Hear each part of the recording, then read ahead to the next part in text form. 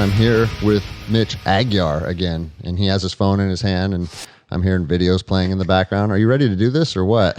I'm ready. All right. So we just got done with... Crack the can. Crack it. Go ahead. Good evening, everybody. Welcome to the Endless Endeavor podcast. Or you could have said Greg and Mitch show. At this point, Greg and Mitch. It's kind of becoming a thing. I like it. I'm not mad about it. No, you shouldn't be, because it's fucking awesome. But we just got done with Ian Smith's event, and I'm so fucking happy I came out here for that, dude. Yeah, it couldn't have been cooler. I mean, how many people do you think were there? I don't estimate numbers very well, but 200? Yeah, I was gonna say hundreds. And like everybody was super fucking cool. Everybody was like-minded, and I think it was just like a good networking event to get to know a bunch of people that are like, they're in our circle kind of, but they're not, you know? Yeah, I mean, that was my first time meeting a lot of them. Yeah. And it's weird because it's like most of them. You're friends on Instagram and you like each other's shit, but you don't know each other at all. And then over the last fucking, I mean, it was an all-day event. Get to know a bunch of people, dude. It was fucking rad. Yeah, it was super cool. And, you know, I felt, it's funny, I got to talk to Andy Frisella for, you know, like an hour today, and we seem very like-minded, you know, in building communities. And, you know, we're not just like interested in a transaction of like supplements. You know, Andy owns First Form Supplements. Obviously, most of your listeners, I'm sure, know that. And I own MASF Supplements. And, you know, we're both building communities, you know, around our businesses. And, you know, but we're so like-minded that our communities are also, we all run in the same circle and everything. So it was cool to like get to meet him and like, you know, kind of unify a little bit. Yeah, as a person, not a competitor. Yeah. No, that was super cool. And he was awesome, and the whole event was awesome. Ian was cool as hell, you know, getting to meet him. And, you know, but the thing with our circle, you know, we don't hang out with fucking fake people, or we're not interested in fake people or whatever, you know. So you like my jiu-jitsu coach always says, real knows real. Real knows real. And what you see is what you kind of get, you know. It's just, it is what it is. And so you are friends with these people on Instagram, and they wear their heart on their sleeve, essentially, you know. So, and then when you go and meet them in person, it's like, no, you're the exact same. Yeah, you know? exactly. Like, we were already friends, and I already liked you, and this handshake and hug just confirms it. yeah, no, definitely cool. But yeah, I mean, they had the whole purpose of the event, if you didn't follow it online, was he's raising money for veterans causes, and then he also used his event to raise money for Mitch's nonprofit, which is Cop BJJ. And I know we talked about it last time, but just give listeners kind of an idea what that is, because I think it's an important message. If people haven't heard about it, they need to know what it is. So Cop BJJ is my charity that I started, and I started it because I saw the same problem that a lot of people were seeing, especially in the jiu-jitsu community, and especially the people with some sort of law enforcement background or military background, operational background, that also did jiu-jitsu. And what we were seeing, all of us collectively, we're seeing these incidents happen where there's like some sort of shooting or something, and we're like, man, if that cop knew a little bit of jiu-jitsu, this situation could have been avoided, you know. And even like the George Floyd incident, like if Derek Chauvin knew jiu-jitsu, he wouldn't do that, you know. And like, how much better of a place would our country be without that fucking incident, you know?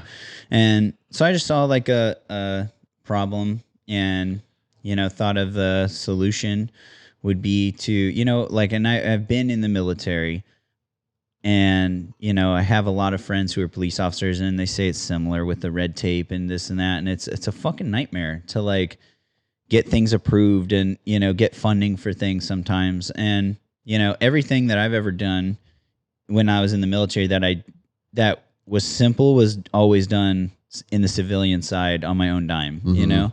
And so I was like, why don't, you know, we can set this up as like a charity, and we can pay for cops to go learn Brazilian Jiu-Jitsu on their own time, and it's, done through the civilian world, so there's no red tape or anything that they'll have to deal with.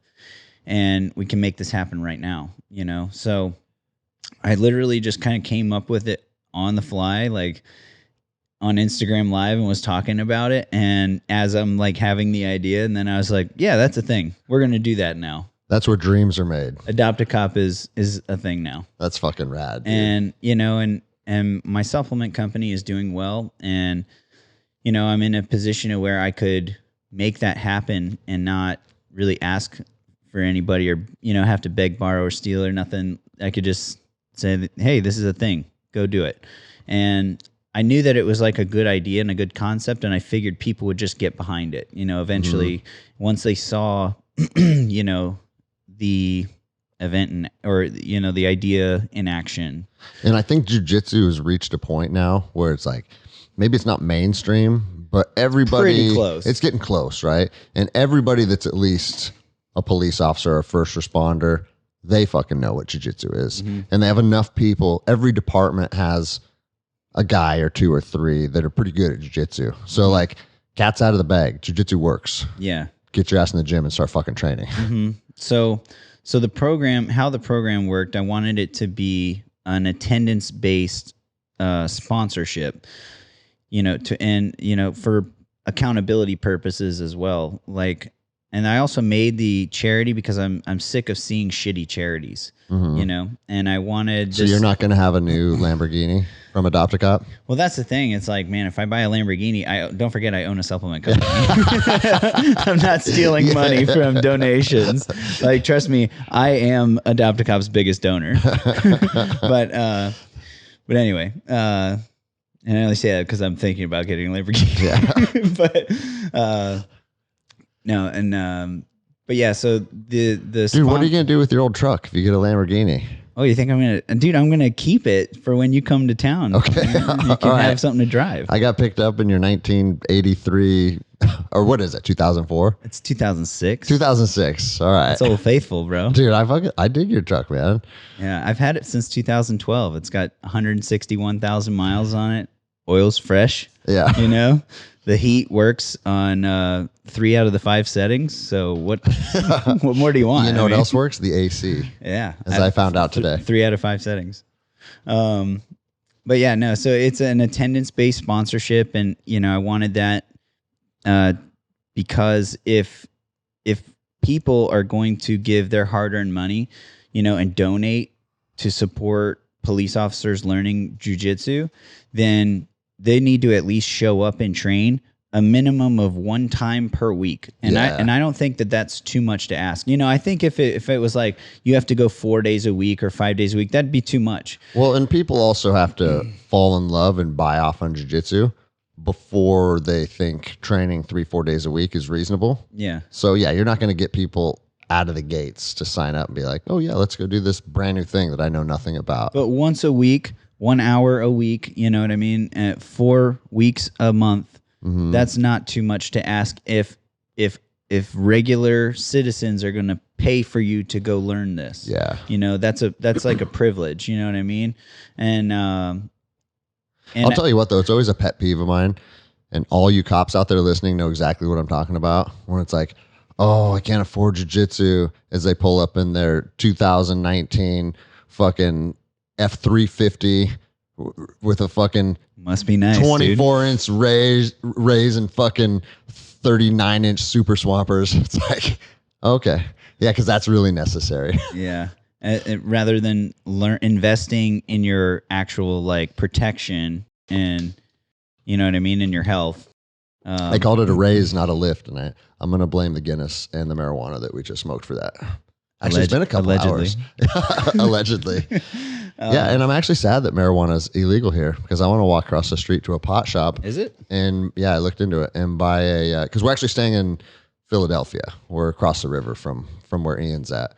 But yeah, we acquired some, allegedly. Allegedly. Derek Carver. Allegedly. Yeah, so it's an attendance-based sponsorship, so they have to train a minimum of 1 time per week. and we make them post a picture on Instagram of them at the gym training or whatever, and they have to tag Adopt a Cop BJJ. And that's how we create the content for the Instagram page. Yeah, and just build momentum. And it's also a way to, show, like, because we would also tag people like, hey, your sponsorship allowed Officer Greg Anderson to train, Yeah. And you have some people in our program at your gym. I have 2. Or no, yeah, 1 or 2. Yeah. I think I had 2, and then I think 1 fizzled out. Okay. I'm not sure though. Hey, I mean, and that's a real thing. What is it like? Only 20 or 30% of people that start jiu-jitsu make it to blue belt? I don't know. I've heard all those numbers. I don't know if they're accurate, but it's like, I look at it like this: regardless if you like jiu-jitsu or not, that's like saying I don't like shooting, so I'm not going to learn how to shoot a gun as a police officer because I don't like it, right? It's like, I don't fucking care if you like it or not. The day you get your blue belt, if you never train again, you'll have that experience. You'll have enough experience on the mats to be able to control 98% of people or more, Dude, anyone who trains knows this for a fact, that a blue belt, someone with a blue belt level of knowledge, if they go to the ground with someone who has never trained, they're fucked. You are absolutely fucked. You have no chance. Yep. 0. Dude, it's fucking awesome, man. Yeah, and that's a blue belt. And then, like, when you get into the world of jiu-jitsu, a blue belt to me it's like a live dummy, that I can just do whatever I want to. The levels, and I mean, we talked about on your show, is like the levels are endless. And as soon as you think you're good, there's a guy that fucking takes your soul. Yeah. And what was cool is like, so today at Ian's event, they did they had like a strongman competition, a deadlift competition, some like veterans push-up tribute stuff. And it was just a bunch of stuff going on simultaneously throughout his facility and in the parking lot. And they asked if me and Mitch would go upstairs because they have a mat room and teach jiu-jitsu to people.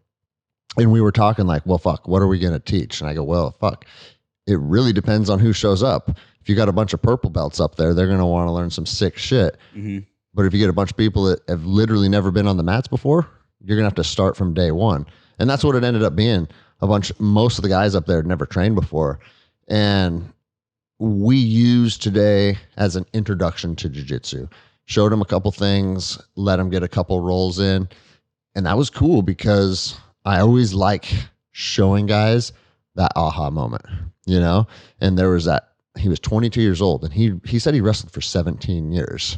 So do the math. That guy's been wrestling pretty much his entire life. The guy I rolled with, the little gorilla guy? Gorilla, right? That dude's a fucking animal. Yeah. And so there is video footage of it, so it'll probably be available somewhere. But him and Mitch, it looked like a scene out of fucking King Kong versus Godzilla. Yeah. It was like fucking buildings falling down in the background and shit. And I told him, I was like, bro, I'm not going to fucking come at you like that. Because I can't, you know what I mean? Like, if I try and fucking wrestle you.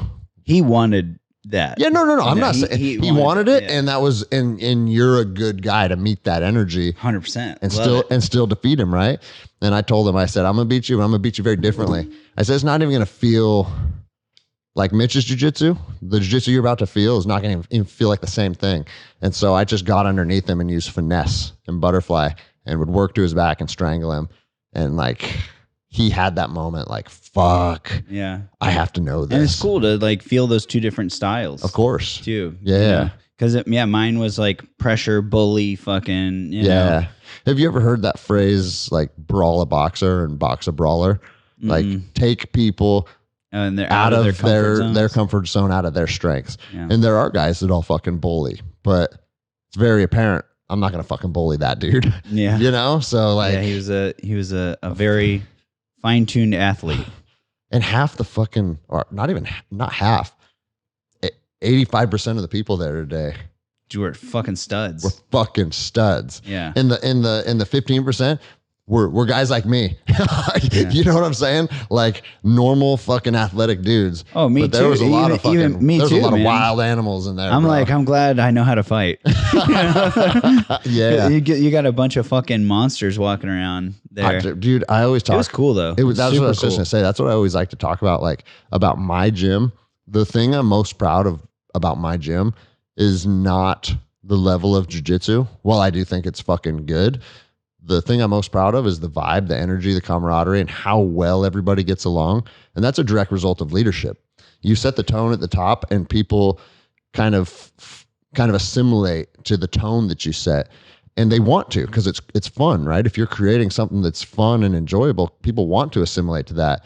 And you only had to be in Ian's gym for 2 minutes to realize he sets that tone. Him and Frank set that tone there. Yeah. Like everybody had good attitudes. Everybody's happy to be there.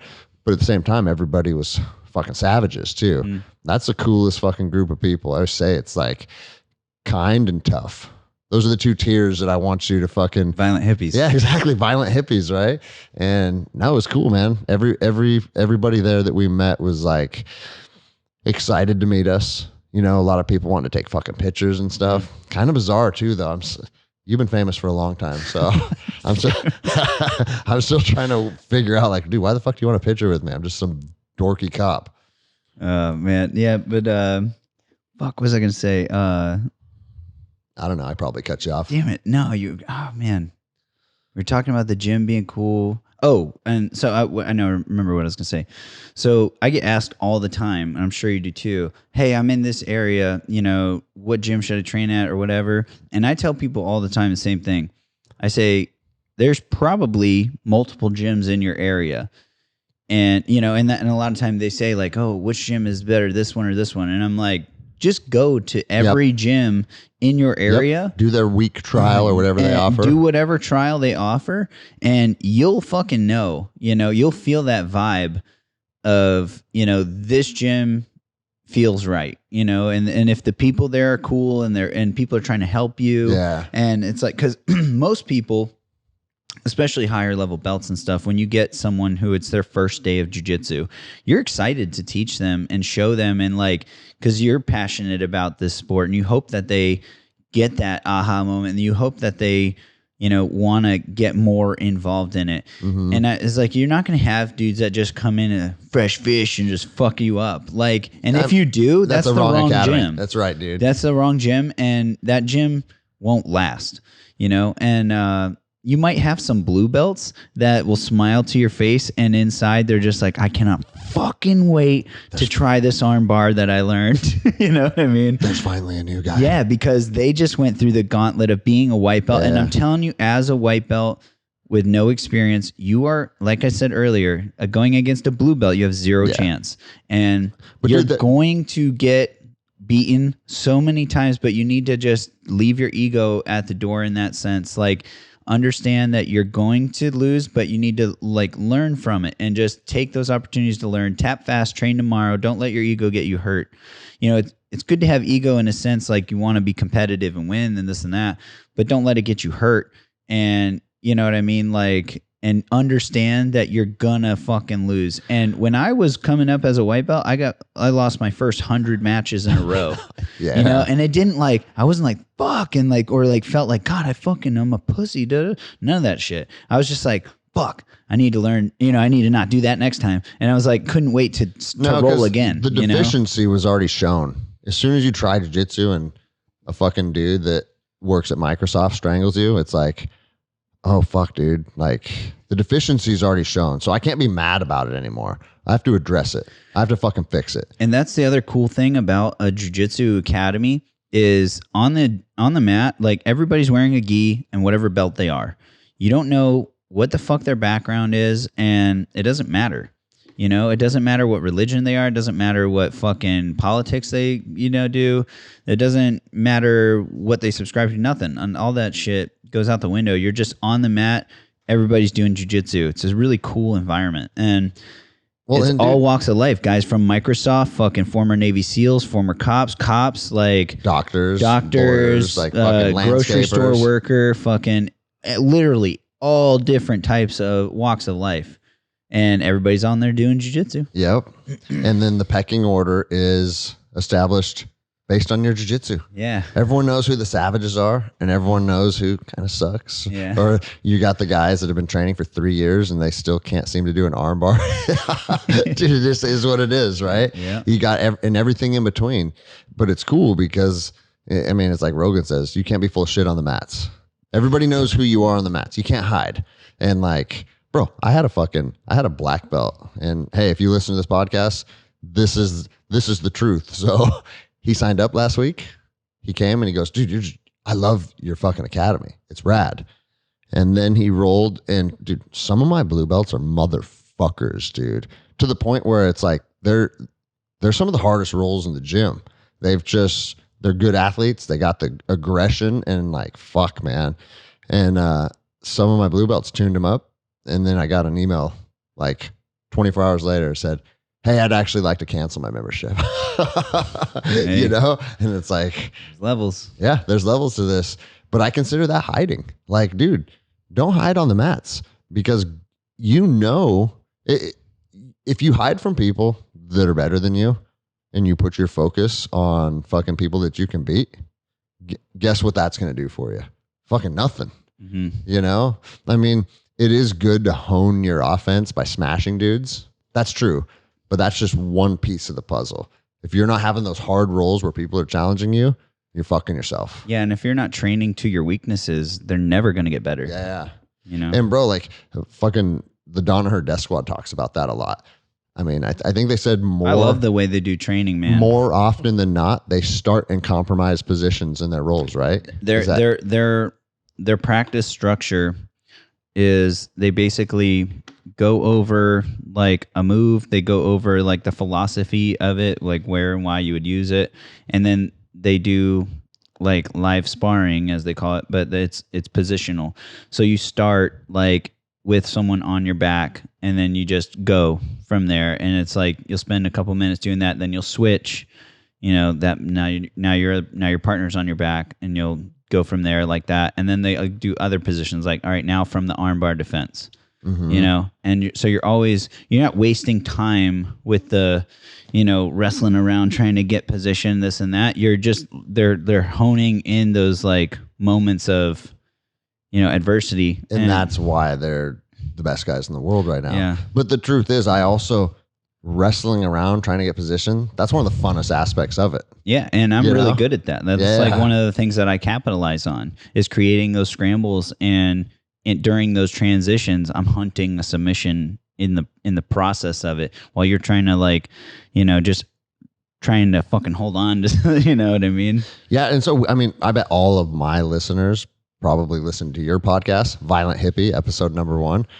If you haven't, check it out after you listen to this. But I mean, we talked about that is like you're creating scrambles and then you find the submission off the scramble.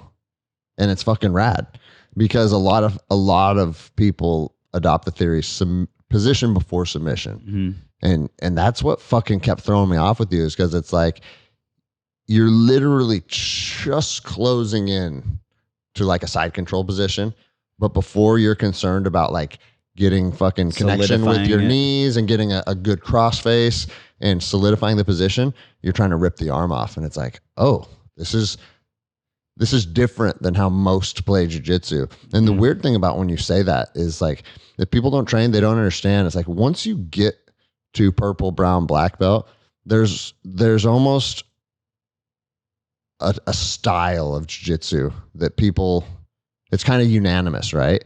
And then when people kind of break that mold and have a different style of jiu-jitsu, it's like a problem because you've conditioned yourself. Oh, this is how we roll. And so I always say, like, a lot of times dudes that present problems, and not problems that you can't solve or beat, but it's like hard to adjust to. It is like super if this athletes. Is your first time seeing it. Yeah, it's like, whoa. Like that fucking dude that we just had dinner with, Austin Ray, that parkour guy. Yeah. He could potentially be one of those guys. Mm-hmm. Like, he has such good control of his body, probably not, but he's such an explosive super athlete that if he just started bucking and flipping around and turning his hips over and shit, is like, That's like Nicky Rod.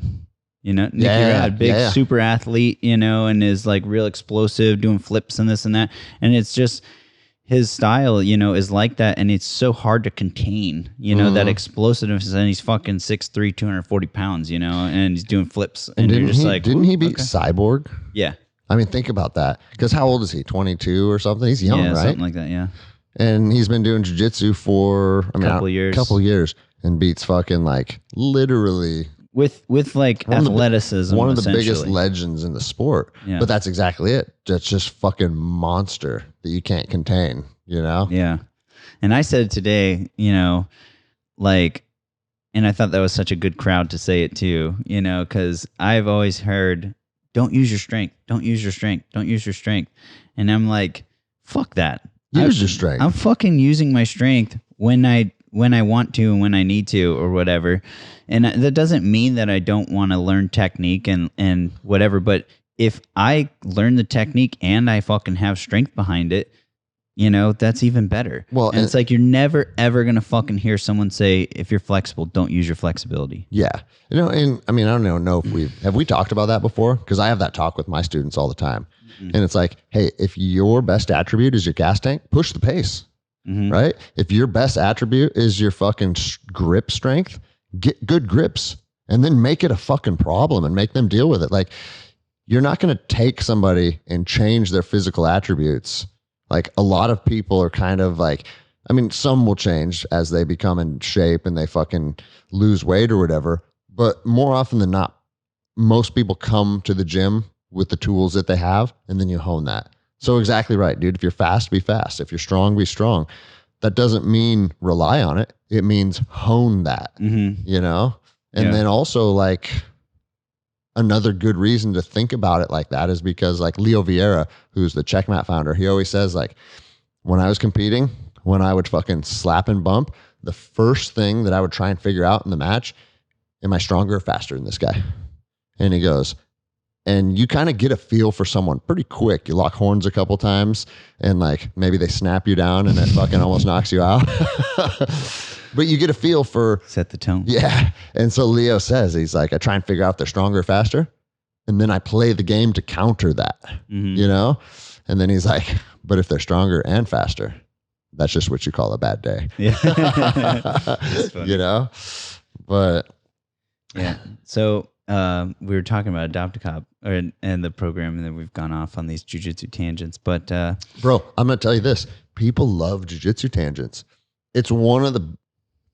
And if you're listening and you're like, oh, God, I hate their jiu-jitsu tangents, it's time to find a new podcast, right? Like, jiu-jitsu is my life. It's a big part of who I am. But I get tons. Like, one of my favorite emails that I get, and if this applies to you, write me because I want to hear the story. And write to the Greg Anderson podcast at gmail.com, because the truth of Instagram inboxes, it's like a fucking sea and shit can get lost in there. But one of my favorite emails that I get is people saying, hey, I heard you and so talking about jiu-jitsu, so I gave it a try, and man, it's changed my life. I'm down 15 pounds. Like, I feel like I'm interacting with my kids better. I'm more productive at work. It's been fucking rad. Thank you. Like, I'm sure you get that shit all the time because you obviously are fucking martial artists and talk about fighting. I mean, I've had people, you know, especially with Adopt a Cop, like have, you know, said that they enjoy it and this and that. But like, I've had several people write me and tell me that they have started jiu-jitsu and they like jiu-jitsu and this and that. I haven't had any of that. Those are more from the smashing greens usually. Yeah. You know, all the people losing weight. And bro, it took me a while. Like, I mean, I was just talking about this with my wife, is like, there was a long time that I almost felt like imposter syndrome. You know what I mean? Oh, for sure. Like, people write me. I get letters that are like, hey man, like, I just went through chemotherapy. They said that it was going to be fatal, and I fucking beat it. And I fucking beat it because I would listen to your podcast every Thursday. It'd get me fired up. It'd help me believe in myself. And I honestly attribute some of my success to the camaraderie you gave me through this time. And it's like, whoa. Dude, whoa. Yeah, it's wild. You're literally helping people with nothing more than words. You're impacting people on a level that you don't even fathom or understand, because like we're just putting this out here, whatever. We don't know who receives it and how they receive it and how it impacts their life. But yeah, man, it's wild. I had I believe it was a chick that wrote me when the Las Vegas shooting went down. Mm-hmm. She was there and she was like fucking terrified and like hit the ground, and was like frozen. And then she was wearing like a mindset is everything wristband. And she was like looking at that and like just saying, like repeating it to herself and like crawling, and she was like, yeah, that helped me get out of there. And it's just like, wow, that's so weird. It's not weird. It's awesome. No, but it's, I guess you say it's strange to know that you're impacting people like that. Yeah. And at first it was kind of weird for me. And it's like, I feel like this is a very common thing with a lot of guys from like our profession, but it's like, you never felt quite good enough, or like, there's guys that are better than me. Yeah. And so it made me always be like, wow, fuck, dude. Like, I've done a lot of cool shit and I have a lot of stuff to talk about. But who would want to listen to me? Yeah. Dude. And I'm like, when people hear me, like, oh, you're a Navy SEAL, you're a pro fighter, this and that. And it's like, or you're a CEO of your company and you own this charity. And I'm just like, yeah. But I'm not the Navy SEAL that you probably are imagining in your head. That guy that fucking is just living and breathing tactics and is just like all in. And those SEALs exist, few and far between, honestly. But those like dudes that when I think of a Navy SEAL, like, and I imagine there's a couple guys that come to mind, and I'm like, and I look up to those dudes and have a respect for them because they are masters of their craft and like they're all in on it, and it's like when people imagine Navy SEAL, that's who they're imagining, and those people exist. I'm not that guy. Yeah. Like but you might be that guy to someone else. But I was and I was a SEAL, to the best of my ability, and like, and I did a good job and like felt, pride in what I did and contributed and stuff. But I was realistic with like, I'm not that guy. You know what I mean? Yeah. So it's like when people like, oh, thank you for your services and that, it's like, that's where that imposter syndrome comes from. Like, I'm not that guy that you're thinking I am. Yeah. Or like a pro fighter or whatever. Like, I'm not fucking, I'm not the UFC champion or whatever. There's levels to everything, I own a company, but I'm not fucking Andy Frisell. I'm not, you know what I mean? Like, I own a charity, but it's not all that, whatever. And that's just like in your head. But you also have to start somewhere. Yeah. Sure. And like, speaking of Andy Frisell, it's like I just did his podcast a week or two ago, which went to #1 on the fucking iTunes charts. Oh, cool. It was fucking rad. Congrats. And I listened to it. It was good. I like to bring that up because I think when we're talking about like conservative based movements that are rooted in liberty and freedom, and that goes to #1 on iTunes, what does that tell you? That tells you it's getting shared and shared and shared. And that means more people are craving it. Yeah. People are thinking along the same lines that we're thinking. People that fucking hate guys like us that think you need to stay home, stay safe, mask up and get the vaccine and then get 45 boosters over the next 5 years. They're not listening to that podcast. Or maybe they are saying, fuck those guys. But the overwhelming majority, I'm sure, comes from people that are like, they're ready to receive that message. Mm-hmm. They're looking for guidance. And it was a good experience for me because I realized something when I was down there. It's like, I've been telling people, it's like Andy and Sal, they're not selling supplements. Yeah, First Form is obviously a successful supplements company, but what you get when you walk through that facility with them is you see leadership. And so it could be whatever fucking company selling whatever product. And I think those dudes would be successful because they have an awesome approach to leadership. Everybody there is happy. Everybody there is excited to meet you. And he's built culture. And it's like, obviously that's something I've been trying to do in my gym over this last year. And I've actually been doing very well and I'm proud of it. But when you see it on a level like that, it fucking inspired me to be better. I was like, dude, you got a long way to go. And I got home and the first thing I told my wife, I was like, I don't know exactly how it's going to happen yet, but I'm going to be a fucking multimillionaire. And it's like some people that, oh, well, money. No, having a lot of money is a powerful tool. It's a powerful tool to do and become the person that you want to be. It's freeing, right? And I saw how well those guys do business. And then I realized, dude, it's literally just leadership. They have strong leadership. They treat people with respect.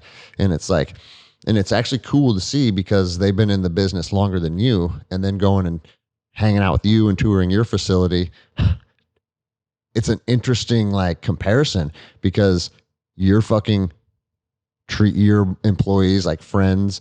You have a fucking gym. You let them work out while they're at work. Like all the stuff that is important to people, the people that are becoming successful, you're seeing them implementing it. And guys like you guys are breaking that 9-to-5 mold where people are literally just like my grandfather punched a ticket and sawed fucking roofing shingles for 8 hours a day. Well, dude, and those people that do that are fucking miserable. Miserable, dude. And they're just doing it because they have to get a paycheck or whatever. And like they're, that is like a fucking, that's like, that sounds terrible to me. Well, I think I want people there because they fucking are excited to be there and a part of this team and this community that we're building. Mm-hmm. And like I don't hire people unless they follow me. One, because I'm too controversial. You want them to understand who the fuck you need are to know right you're now. coming into the fucking Mitch show. Yeah.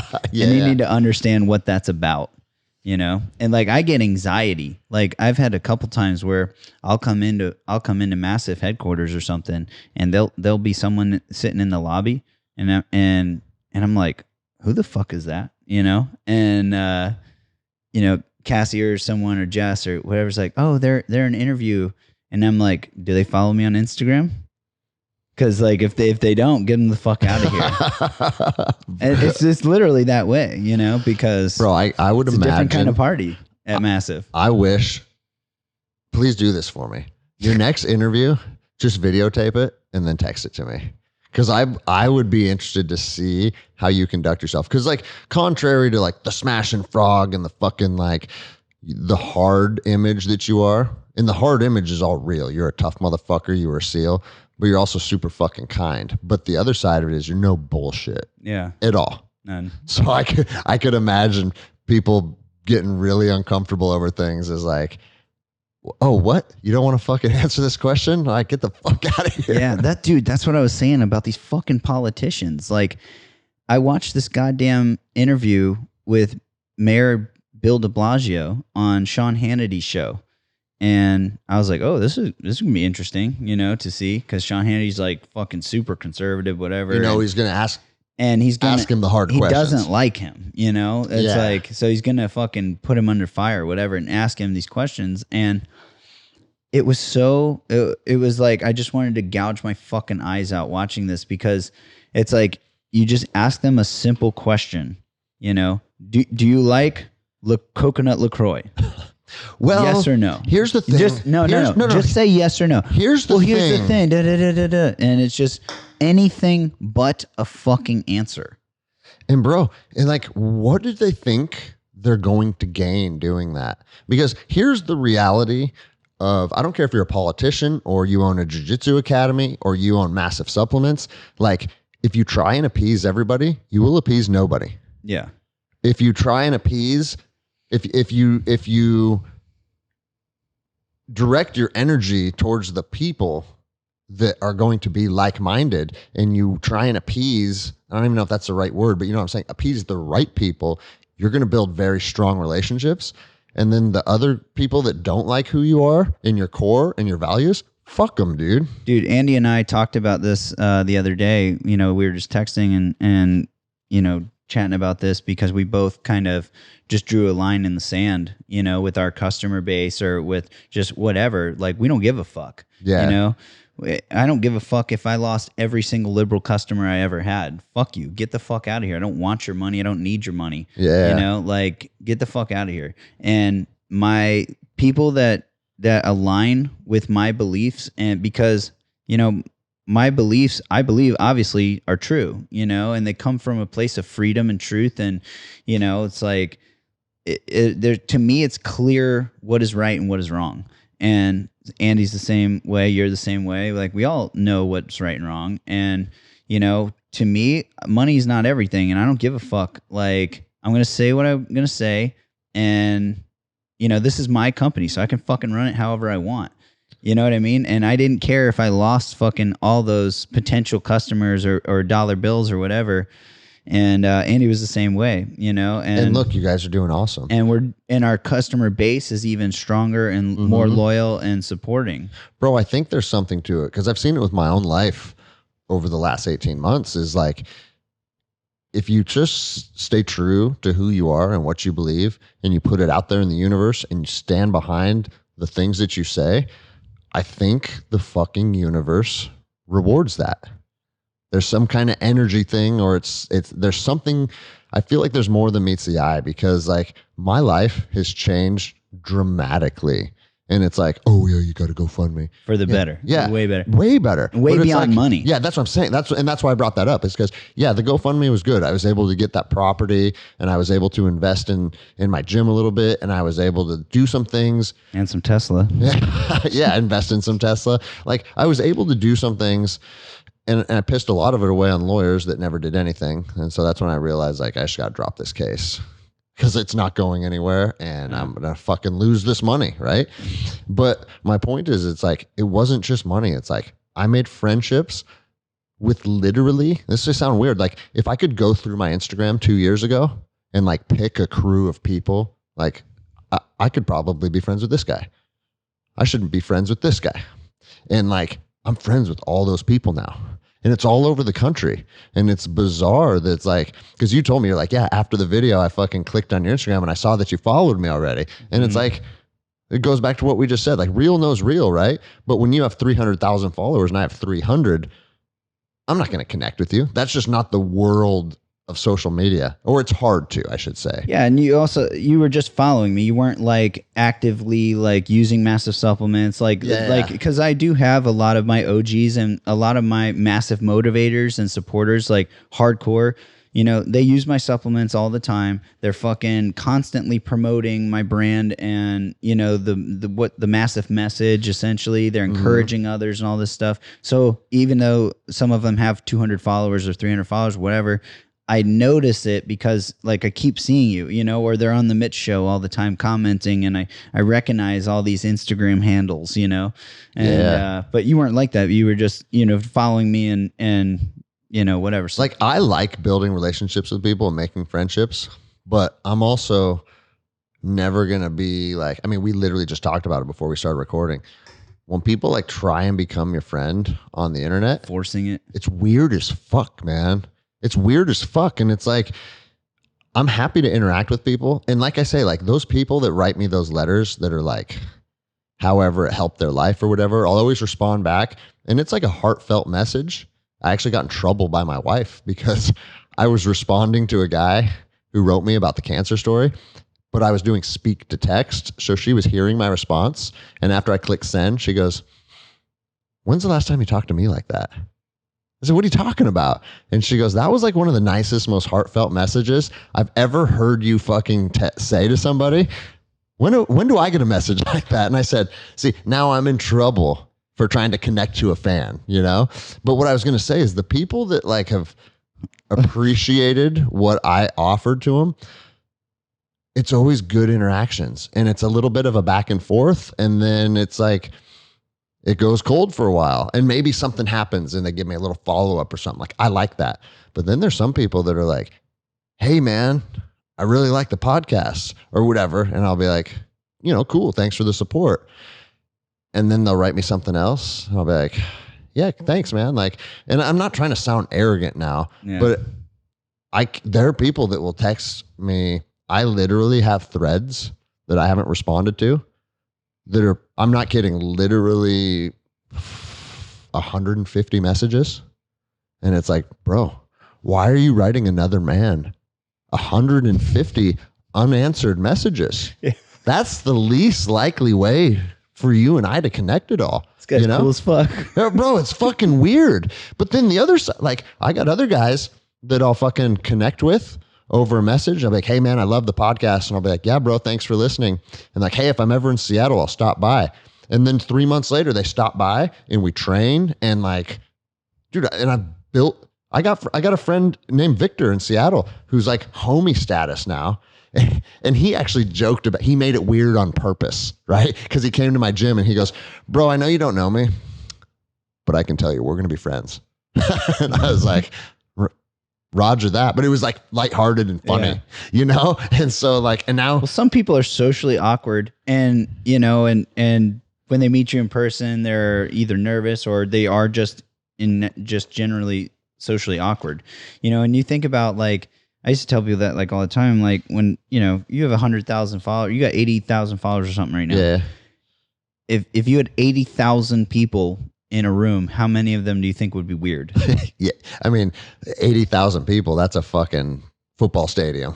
You know? How many people in there are weird? A lot. A lot, you know? So yeah, probably one of those guys is the one that's messaging you 150 times, you know? And then I start to think like, bro, like, I kind of feel, I understand what fucking chicks feel like when they have a stalker now. Cause it's like, is this dude going to get all like pissed off because I'm not responding? And it's like, dear Greg. It's like, dude, I want to be cool with you, but I also don't have the time, energy, need, or desire to write a man all fucking day. Yeah. You know, like that's not, oh, and here's the other one that's weird. And your following is getting to the point where, you know, like I'm really short with people, and it's not because I'm trying to be a dick. It's your time. It's time. And like, you know, when I get hundreds of fucking messages a day, you know, and I would like to show appreciation for everyone that supports me and this and that, but I don't have time to fucking have a full on just shoot the shit conversation with you. You know what I mean? Like, and run a company, a charity, train, you know, do all the things that I'm doing, live my life, fucking, and also just shoot the shit with. Clean your fish tank. Yeah. Complain about avocado at dinner. Oh man, we'll get to that. We'll get to that, dude. This episode will not conclude without the avocado story that happened and I 2.5 hours ago. I want to know from your listeners after the story, was I in the wrong? So yeah, I want once we tell the story, I want you guys to write Mitch and hit him up and share your opinions on it. Well, and you'll get a short response from me, which is again what we're talking about. It's like, you know, I get complaints a lot of that. Man, Mitch is short all the time, you know, and it's because like at one point my following was huge, you know, and it's and it's just so many messages that it's hard. I'm trying to answer everybody, and in order to do that, I can't write a heartfelt message to every single person. Yeah. You know what I mean? And there are ones that like occasionally I will like, you know, and I do read them all. And yeah, it's just a lot. No, it was cool today. I got stopped at the top of the stairs at Ian's gym, and this guy goes, "Hey man, I just want to pick your brain on something real quick." And we started talking, come to find out he's like a follower of me and supports what I'm doing. And he's a police officer, and we ended up talking about all of these different things. And then before I know it, there was like 6 or 8 people in a circle, and they were all police officers. And some of them were police officers in New York. And it's like, because I mean, I've been making videos about all the stuff that cops are dealing with right now. And it's been getting a lot of traction because people like hearing about that kind of stuff and how fucking absurd it is. And these guys from New York, he's like, bro, I got 22 years on. I got 1 year until retirement. And if I touch somebody's neck, if a part of my body touches their neck, I'm fired immediately. That's a new policy. And he goes, what? Yeah, he goes, you know, if I'm chasing him and I fucking take him down and we tussle and I land on top of him and like my arm was across his neck, even inadvertently, they said, doesn't matter. If you touch the neck, you're fired. Like, that's where we're at on the profession, dude. And like, I feel so bad for cops, man. It's hopeless, dude. It's hopeless. Damn, and that sucks, man. And 22 years in, you're a year away, because I would say just fucking quit, dude. Yeah. But it's like, damn. And bro, I had another guy today. A year away from a pension. I had another guy today who was, he was a great dude. And I rolled with him and I fucking, and trained with him. And he's like, bro, they said if I don't get vaccinated, I get fired. And he's like, so I fucking did, man. I made that choice and I did it. And like, I would have chose getting fired because like, absolutely against this vaccine. And I'm absolutely against the vaccine. Let me be clear. I'm not absolutely against the vaccine because of like the scientific data that shows that it does cause problems or there's been a lot of adverse effects. And I'm not saying that stuff's not true. I believe that it is. But my foundational belief and why I'm against it is this simple. Don't fucking tell me what to do. That's it, man. Freedom. You don't get to fucking tell me what I do. I don't care if it's good for me or it's bad for me. So that's why when people come at me with like, well, no, the vaccine's been shown to do this, the vaccine's been shown to do that for the good, right? And they're like people that are a proponent of it. And then I got people that talk to me about how bad it is. And to tell you the truth, if I had to right now say, well, what side of the fence are you on? Because I'm not trying to pander to people right now. I believe that we're going to see adverse effects down the road from this vaccine. I'm not a doctor. I'm not an epidemiologist. That's right, motherfuckers. That's why I said I believe. And that's why I'm also not trying to fucking sway your opinion. You go do you. You pick what the fuck you think works, and then you put what you think needs to go in your body. As long as you're cool with me doing the same. Yeah. That's it. That's all I'm fucking asking. What you do. You can get vaccinated every day. You can have mine. And bro, it's coming to that. You know, it's like, dude, if you guys are so obsessed with and interested in these vaccines, you can have mine. Yeah. I don't want it. And bro, so one of the videos that I just posted on my Instagram that went pretty viral again was talking about Washington State said all police officers have to be fully vaccinated, not just police officers, anyone that's employed by the state. So think about who that is. That's fucking a lot of people. Anyone that's employed by the state has to be fully vaccinated by October 18th or you will lose your job. And I'm like, dude, we got to fucking unpack that a little bit. Because what is the goal of getting everybody vaccinated? I mean, I have some fucking like... I don't understand the any logic at all. If you can still get COVID, you can still pass COVID. The vaccine does not stop you from getting COVID. Like, right? I mean... I heard that a lot today. Yeah, through my fucking bullhorn. But, dude, for real though, my mom is fully vaccinated right now and has COVID right now. Yeah, it's fucking...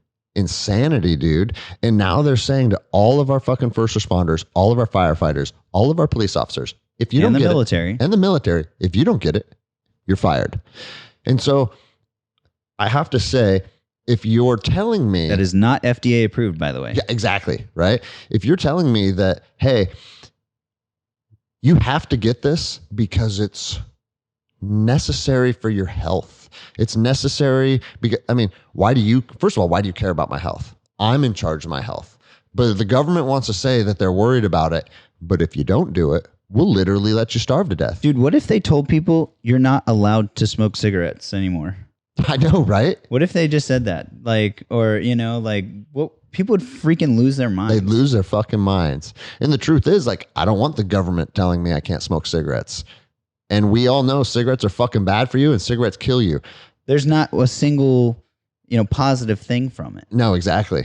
And so, but no, that doesn't fucking matter. I mean, we've talked about this on the show plenty of times, but we literally saw it 4 hours ago. Dude walking down the street pulls his mask down to take a drag off his fucking Marb Red. What is going on here? You know? Dude, and earlier today, how we started the day was driving to Ian Smith's event, and I had my bullhorn out of the back of my truck, and I was, informing the streets of Philadelphia that the vaccine does not stop you from getting COVID, and it does not stop you from spreading COVID. And who was the only person that was angry with you? This very large, obese woman, this fucking gross cow let's call her what she was. She was literally had a fucking big gulp, in her hand, and she goes, "Oh, fuck you."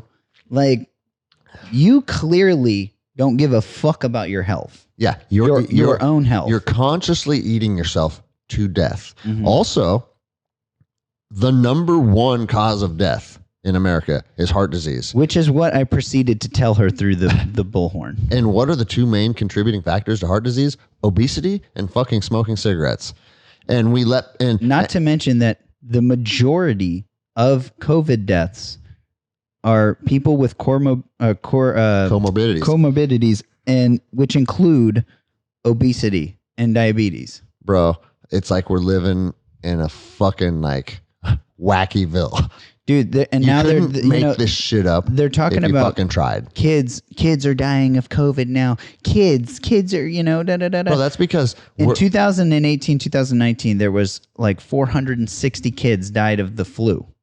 No one fucking gave a shit. Yeah. No one. You didn't hear a peep out of anyone about it. No masks mandates. No nothing. No nothing. There's been like 12 kids have died from the COVID or something. The chief science officer for Pfizer, and former chief science officer and vice president for Pfizer, said that he believes kids are 50 times more likely to die from the vaccine than they are from COVID. Yeah, but that message, I'm sure, got fucking hushed up real quick. Oh, yeah. Yeah. Whoa. But anything that doesn't go with the narrative that the government is now deciding what is true, what is the narrative. Fauci's word is law, and he's the only scientist that fucking opinion matters, apparently. Yeah, I know. And what the fuck? And all the kids that did die had comorbidities, like fucking leukemia, like serious shit, Healthy young fucking kids are not fucking dying. Yeah, and this is not like Nicole put out that video that went viral. Let's talk about it, dude. She says there's a big difference between dying from COVID and dying with COVID. Yeah. Direct people to that video, because Nicole is you can talk about like what her position is and then what she did, because I think anyone listening to this show would probably appreciate what she had to put out. So Nicole is a traveling ICU nurse and has been, actively traveling around during the COVID crisis response, and has worked in 4 different states, 8 different hospitals, and, has been attending people with COVID in the ICU. A fucking front row seat to it. Yeah. And she just put out a video breaking down all kinds of data and information that is readily available, and using the CDC's website to show people, because people don't know that this is out there. And, the media is doing everything they can to paint this narrative that, we're in some enormous crisis that is just uncontrollable or whatever. And, people are dying all around you and this and that, to use fear to have people give up their rights willingly. Yeah. And people are doing it, and they're cheering it on. But she made this video. I posted it on my Instagram, and it went viral. I posted it 3 days ago, and it's got, it's been shared almost 2 million times on my page alone. It's got 800,000 views on, and it's a lot of information that is presented extremely well. It's extremely informative, and it's being very, very well received. And and I was thinking about it, like, I didn't think it was gonna go like that, but it kind of like went like, it reminded me of your video. Yeah, how you were kind of like one of the first ones to stand up, and it was a pivot. She took a stand at a pivotal point. Yeah, and I actually got. And your video was presented well. Everything, all the information you were saying was, it's irrefutable truth. And that's why it's just being well received, and everybody's feeling this way. And there's a shitload of doctors and nurses that don't agree with this stuff. And like I said, for some reason, the government has decided that Fauci is the only fucking scientist whose opinion matters. But that's fucking ridiculous. That is insanity. Well, and let's also call that what it is, because he's fucking went back and forth on half the issues that he's talked about. He's a fucking nut job. He's a fucking fraud. cuck, dude. Yeah. I like that word. Yeah. It's just offensive. Like, fuck you. You little weak to a man, faggot. Yeah. But and that's what he is. I got a message from a girlfriend of mine who I went to high school with, and she married one of my buddies from the Rangers. We've known each other our whole lives, and she texts me Nicole's video, And she goes, oh my God, have you seen this girl yet? You have to watch this. And then she goes, and it's actually very easy to watch because she's super pretty too. I know. And I was like, I fucking know her. Like, yeah, of course I'll fucking watch that. I got these dudes like commenting like, oh, she's hot. I'm like, yeah, cool. Beat it, nerd. She is hot. Keep it moving. Yeah, get the fuck out of here. But no, it was interesting. One thing that she pulled up on the CDC, and it makes me have to wonder, is the CDC, I mean, I know they put out all of these weird mandates all the time. Like, oh, you should do this. Oh, you should do that. But is the CDC 100% behind the narrative and being controlled by the government? Because when she started digging into their website, there was a lot of information on their website. Like, you can click by state, and I think it's by county, and you can, there's a literal graph that shows like hospital bed availability, hospital bed usage, non-COVID related, hospital bed usage, COVID related. And there's places she showed me like all over in the East Coast that are at like 1% hospital bed use. That's real-time data from the CDC website. Updated every single day. So you can say, oh, well, that data might be skewed. It might be this. It might be that. That's what it fucking says from their website. And they're the ones that we've been told for the last 2 fucking years, trust them, trust their word, trust their science. And now they're saying, and she went to like some of the worst places in the country, and it was up to like 6% or something like that. 8%. Yeah. Like, okay.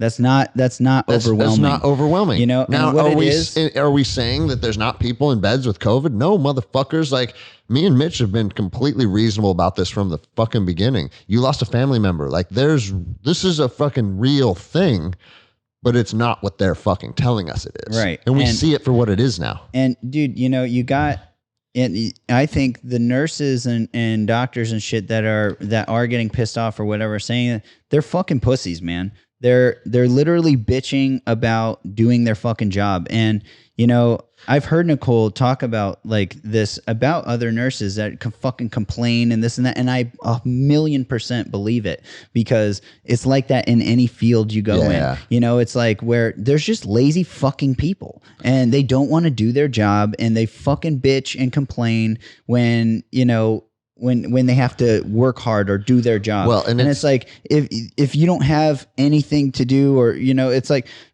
a lot of these fucking nurses are getting this. I believe that they are sensationalizing what's going on and stuff, or they're just being fucking complaining little bitches about doing their fucking job. That's right, dude. You know, and it's like, you're not overwhelmed. You're not fucking pulling 20-hour shifts and sleeping in the hallway because it's so crazy and this and that. And no, that's not what the fuck it is. But guess what? Maybe if you were in a hospital that got overwhelmed, that's your chosen profession. If there's, let's Dude, say, she was chasing COVID around, and you know, it's like there's places where the hospitals are fucking empty, so they're not paying like good in this one. So you better go somewhere else, you know. But I look at it like this, man. Like, if your chosen profession is in the medical field, what is a potential outcome of that chosen profession? Dealing with the pandemic. Yeah, pandemics have been happening to humanity since the beginning of fucking time. And I signed up for this, bro. I used to say this to soldiers in the Army Reserve, because under the Obama administration, the Army Reserve was just a good place to get some fucking extra cash and some benefits, right? We're not going to war. We're like, that's ridiculous. We're not. There was such a long period of time where we were in a peacetime military. I think people did entire careers without deploying, which for our generation, that sounds absurd, right? And there was people that I remember, like, you'd meet on deployments or whatever, and you'd kind of get to know and would complain about it. And it's like, you joined the Army. Right. Like, what are we fucking talking about here? Yeah. And so whenever people, I get asked a lot by young people. It's like a cop complaining that they had to arrest someone. Yeah. I don't care that you joined the Army Reserve or the National Guard. Like, the government's not investing time and money in you to not get theirs on the back end. Right. They're the house at the casino. They're going to win. They're going to get their fucking use out of you, you know? And so, like, when you see people that are surprised that they get deployed, it used to blow my fucking mind, dude. Yeah. I always tell people, if you're going to join the military and I know kids that are like, well, I kind of want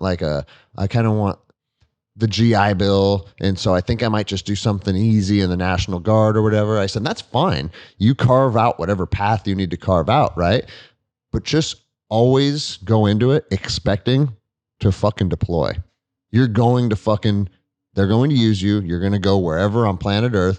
The other side of it is that's kind of the cool part of the military. Yeah. Get around, see the world, fucking get that perspective, you know? Yeah, for sure. No, I was pumped when Nicole, because she decided to do the traveling, nursing when the pandemic happened, and it was like, oh shit, all these contracts are coming up and they're paying a lot for this and that. And she was like, what do you think? And I'm like, yeah, I think you should go for it, Yeah.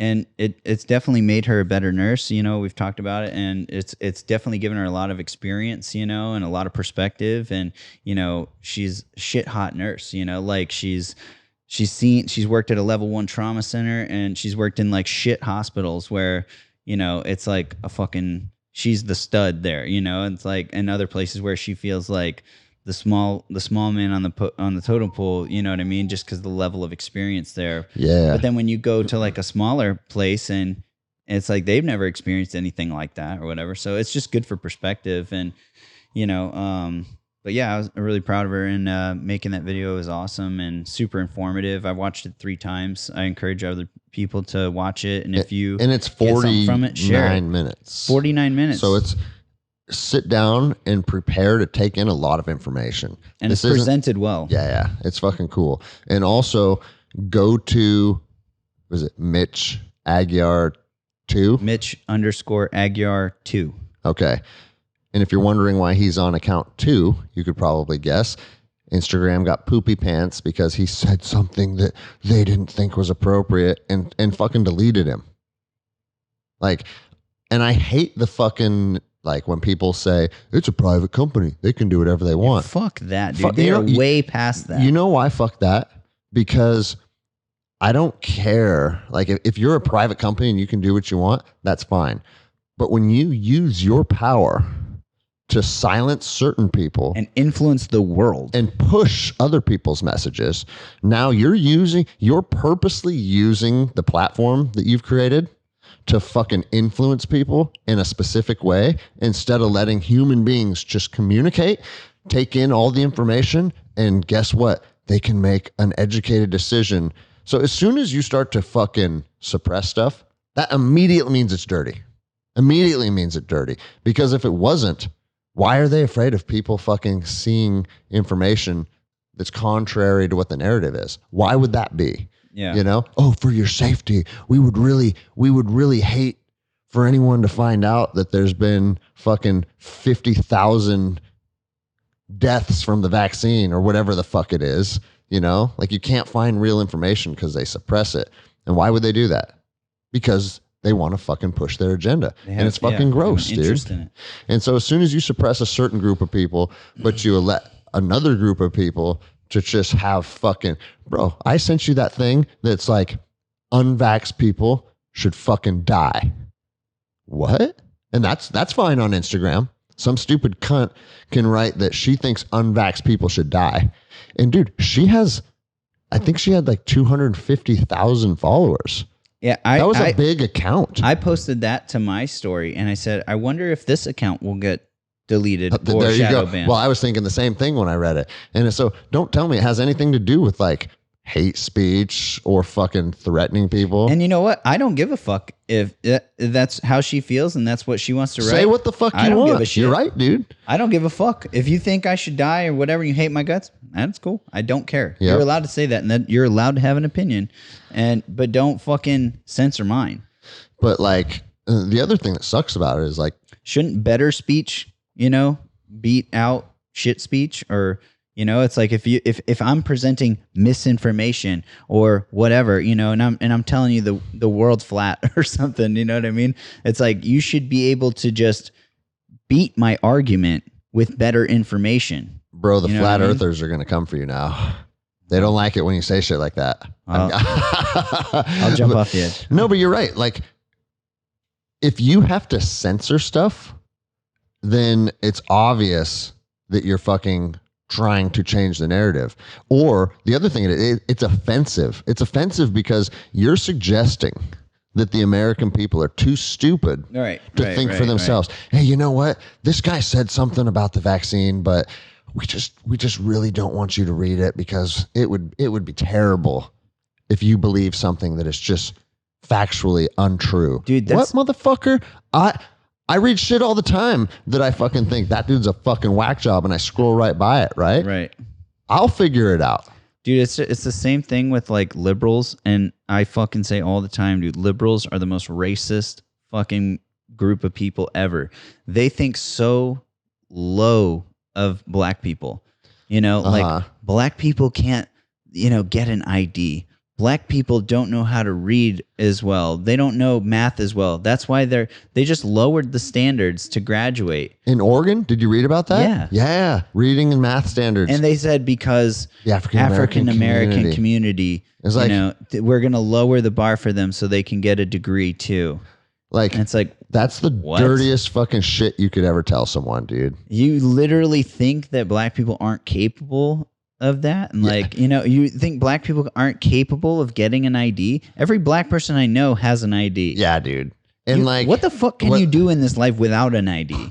Bro, when I was down in St. Louis at First Forum last week, I hung out with Andy's bodyguard a lot, and he's this fucking big black dude named DJ. I asked him today. I was like, "Do you do jujitsu?" What'd he say? He was like, "No, I shoot a lot." And he was like, "If I see guys like you with cauliflower or something, I just think I gotta shoot him." But it's like I hung out with him a lot, and I got to hear his backstory. Dude, his house was in the documentary Gangland. Do you remember that shit, dude? Yeah. And he said it was the hardest hood in St. Louis.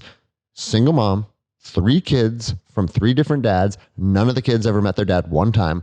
Like, he's like, literally like the worst fucking scenario you could be born into. Mm-hmm. And he goes, and then I also saw members of my family get caught up in the bullshit in the hood. And I knew that for me to fucking break that cycle, I had to take a different path.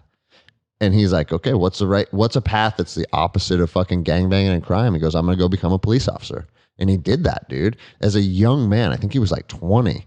And then he fucking, the world of protection, like executive protection and law enforcement, they're very intertwined. And so he made contacts, he met people, and he like changed from being a patrol police officer to doing executive protection. And then fucking Andy Frisella hired him. You know what I'm saying, dude? And now he bought his first house, and he fucking told me, bro, he goes, I mow the lawn like 4 days a week. And he goes, you know why I mow the lawn 4 days a week? Because I like to see stripes in my grass. Because I never had grass in my entire fucking life, dude. He goes, in the projects, we didn't have 1 square foot of grass. We didn't have shit. We didn't have land.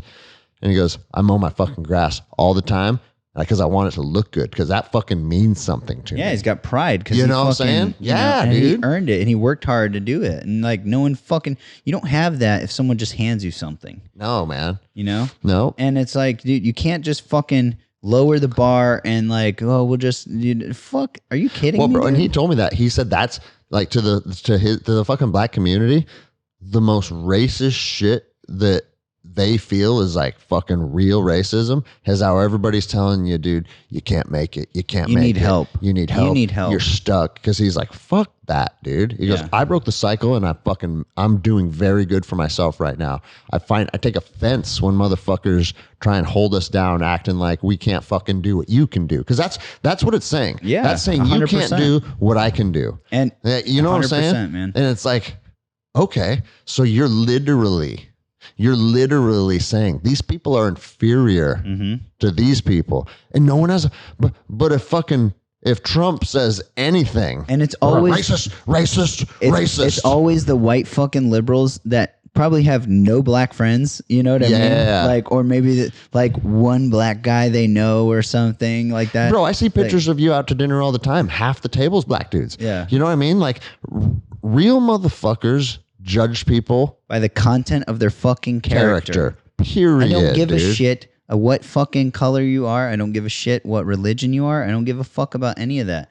I care about the content of your character.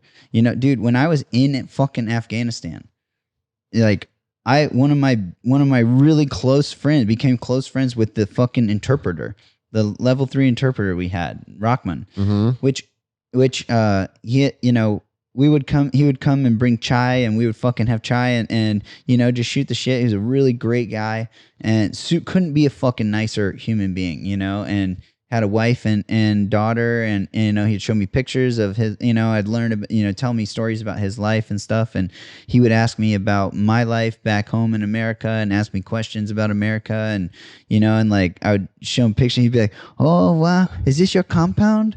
You know, like in my house and everything. And you know, oh, is that your girlfriend? Oh, she's so beautiful, you know, like super fucking nice guy, man. And like we became really close friends, you know, and he's a fucking Muslim, like Afghani and I'm over here in war, you know what I mean? Like getting into shit, fucking, you know, and I didn't care like that he was Afghani or whatever. It's like this dude right here is a good fucking person. Connecting with people. You know? Yeah. And I just found out the other day, so Rockman died.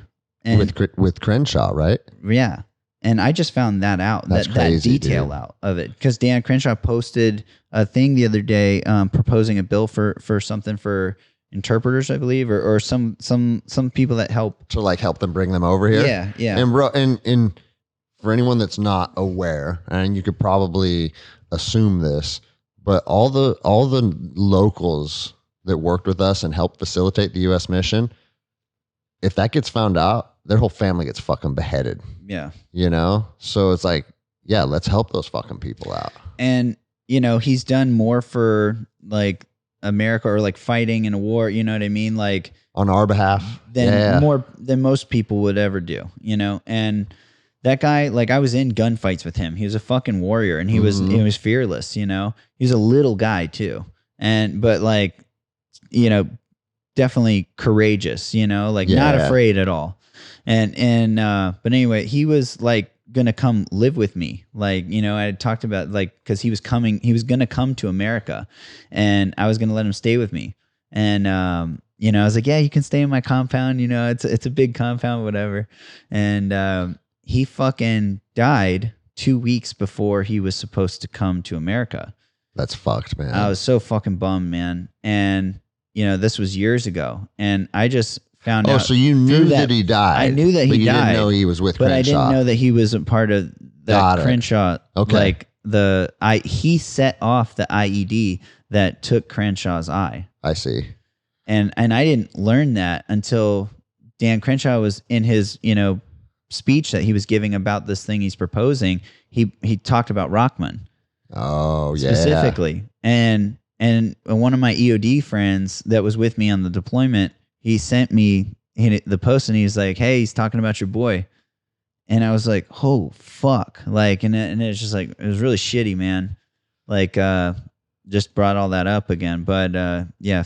Anyway, content of your character. Yeah. You know? And dude, like I had interpreters that I had become friends with too. Like our interpreter in Iraq was named Ehab Kafagi. That's Ehab Kafagi was our interpreter, but he was a cool dude, man. Dr. Fauci. But it was funny. One day it was him and another one of we had hired like some staff, some female staff members to like cook and clean the compound and shit. And, but one of them spoke English. It's actually a cool story because I actually did help her get her citizenship, and nice. Her and her daughters live in Chicago now. Cool. And when she came to me, probably safer in Iraq. Yeah, I know, right? When she came to me, Chirac, she's like, Greg, we want to apply for asylum, but the only place that you can apply for asylum is inside of the U.S. Embassy. And she goes, and the only people that get in the U.S. Embassy are people with credentials. So it's kind of a strange system. She's like, I want to apply for asylum, but there's literally no way for me to get my application into the embassy. I said, I'll fucking walk it in there for you, you know? And so I walked it in there and I dropped it off. And then the project manager like called me in his office and was like, hey, it was brought to my attention that you submitted Bushra's asylum application. I said I dropped off paperwork for her. Don't you think that's something you should run by me as your boss? No. Like, what the fuck are you talking about? No, I don't. Like, what does that have to do with you? You know? Yeah. And I mean, I didn't get like reprimanded or in trouble or anything, but I just thought that was weird that like Ego, man. He was like, what the fuck are you talking about? And now her and her daughters are here. It's fucking rad, dude. But one thing I wanted to say was weird is I was sitting with Ehab and her one day, and they're like, Greg, are you Christian or are you Muslim? I said, I'm neither. What are you talking about? What do you mean? No. Like, what do you mean you're neither? You have to be one. It's Christian or Muslim. You have to. What do you mean? You have to be one. And I said, I don't know where I'm at spiritually. I think that there's more than meets the eye here. I think the universe like has this. And so I kind of talked to him about like a little bit of my fucking where I'm kind of at on stuff. But I said at the end of the day, I don't know. So I can't claim one religion or the other.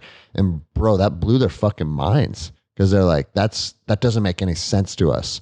You have to be one or the other.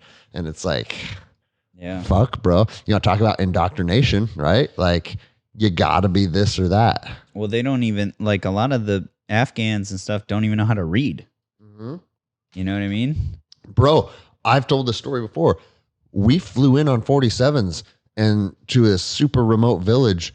And when we landed and they started fucking like conversing with our interpreters, they didn't know aircraft existed. Yeah.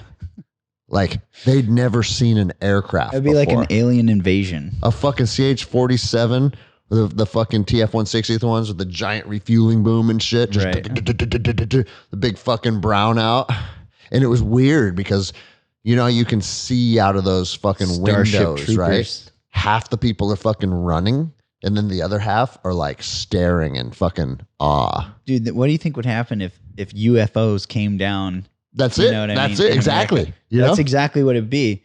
I wouldn't run. I'd be like, what the fuck is this, dude? I think I would just be like, you know, yeah, like just like in amazement and just like, what's going to happen And then next? laser beam. Mitch Aguiar is just vaporized, I dude. mean- Little pink stain. You know, and they would be like COVID death.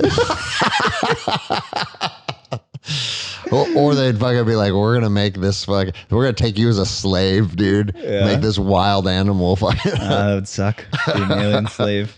an alien sex Wh- slave. Where it might be cooler than living in a fucking country with vaccine passports, though. Well, I had an interesting conversation with a guy today, and he's like, you know what? And I agree with him because I've said similar things before, and it's like, hey, even though these are fucked up times, bro, we're living in historic times.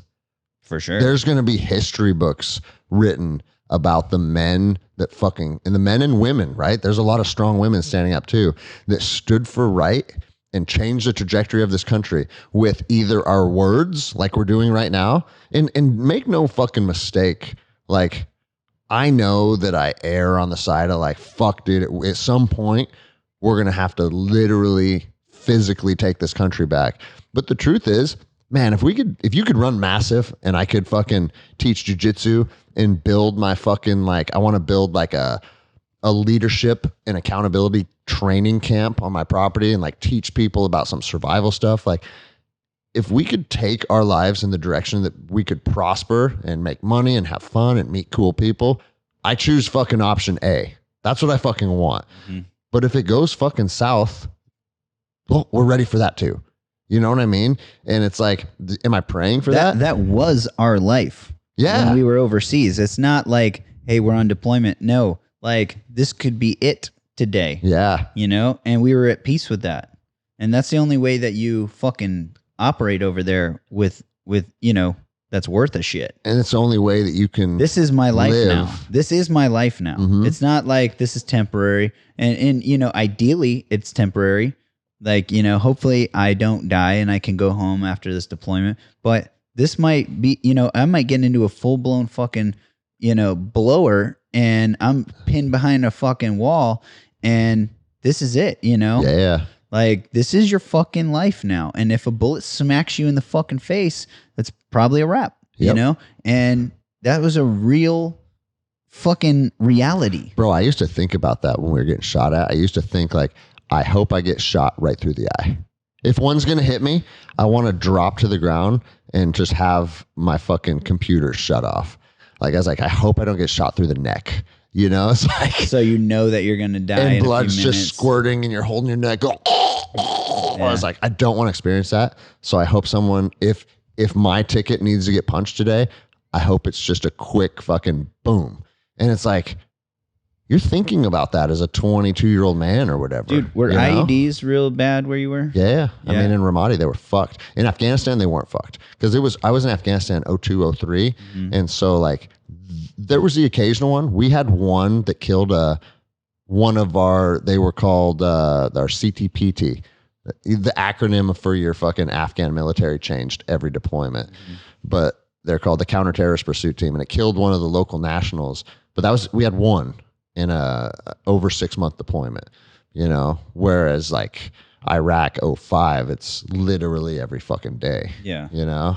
Yeah. I mean, and those, you know, you can't not have that in the back of your head, you know, literally every step you fucking take out there. And we found IEDs right outside of our gate. Yeah. You know, what year were you in Afghanistan again?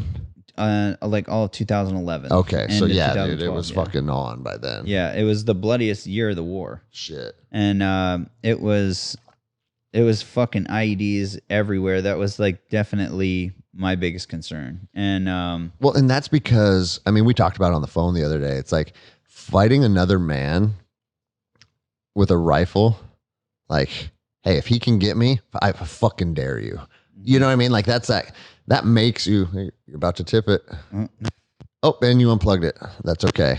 Just keep talking. You're good, dude. But the fact, like, hey, if this guy fucking gets me, it's almost like, then he got me. He's the better man. He got me. You know what I mean? Yeah. But a bomb that you just step on and now there's your legacy. You know, it's like, fuck, dude. I feel like there's no honor in that. And I have buddies that were fucking killed by IEDs, dude. I had a buddy cut in half it sucks. by an EFP in Baghdad. Yeah. And it's like, God damn it, dude. Like, he didn't get a chance to fucking fight. Yeah. You know? No. He was just unlucky and stepped on a fucking bomb and fucking blew his shit up, you know? And that, yeah, it's not a warrior way, you know? It's like, and you know what's funny is I had someone, what was it? There was something. I was in a Instagram thread, and I think I was talking about trolls. Okay, because I don't know which post it was about. Maybe it was the one where I was on the Bullhorn in New York or something, and I had a troll, of course, from a fucking fake account. Yeah, where, you know, they always are. They never, you know, and I'm like, man, if you have something to say, fucking just say it. Who cares? Yeah. Like, why do you feel the need to fucking make a fake account to say your real thoughts? Well, that's how afraid people are. Yeah. And or they're purposely just trying to stir the fucking pot. And it's like, you know, but like, if I stir the pot, it's coming from Mitch Aguiar. Yeah, exactly. You know, but like. What did he say? Was it about IEDs? No. So this was just someone. I think it had to do with COVID or something, whatever. And I had made the comment about like, oh, of course, it's coming from another cowardly account with no profile picture, no fucking followers. You know what I mean? And it's just like, you know, why can't you just, if you have something to fucking say, don't be a coward. Yeah. Say it, and you know, who are you? You know, bro. But and they were like, well, by that logic, are snipers cowards?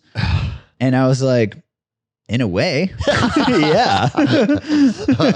Well, bro, I mean, I was going to say, because you said like the IED is not a warrior's death, but if foreign troops come to the United States. Not a warrior's death, but like it's like not like an honorable, like you're going out in a fight. If you kill someone with an IED, you know what I mean? It's like, was that hard for you? You know what I mean? Yeah. Like, you know what I mean? It's not like in the old days where it's like fucking Spartans went eye to eye, you know, and fucking hacked at each other with swords. Yeah. You know what I mean? And like fucking killed men with their bare hands and like face to face. Yeah, like that's definitely this is close quarters combat. Savage. That's it.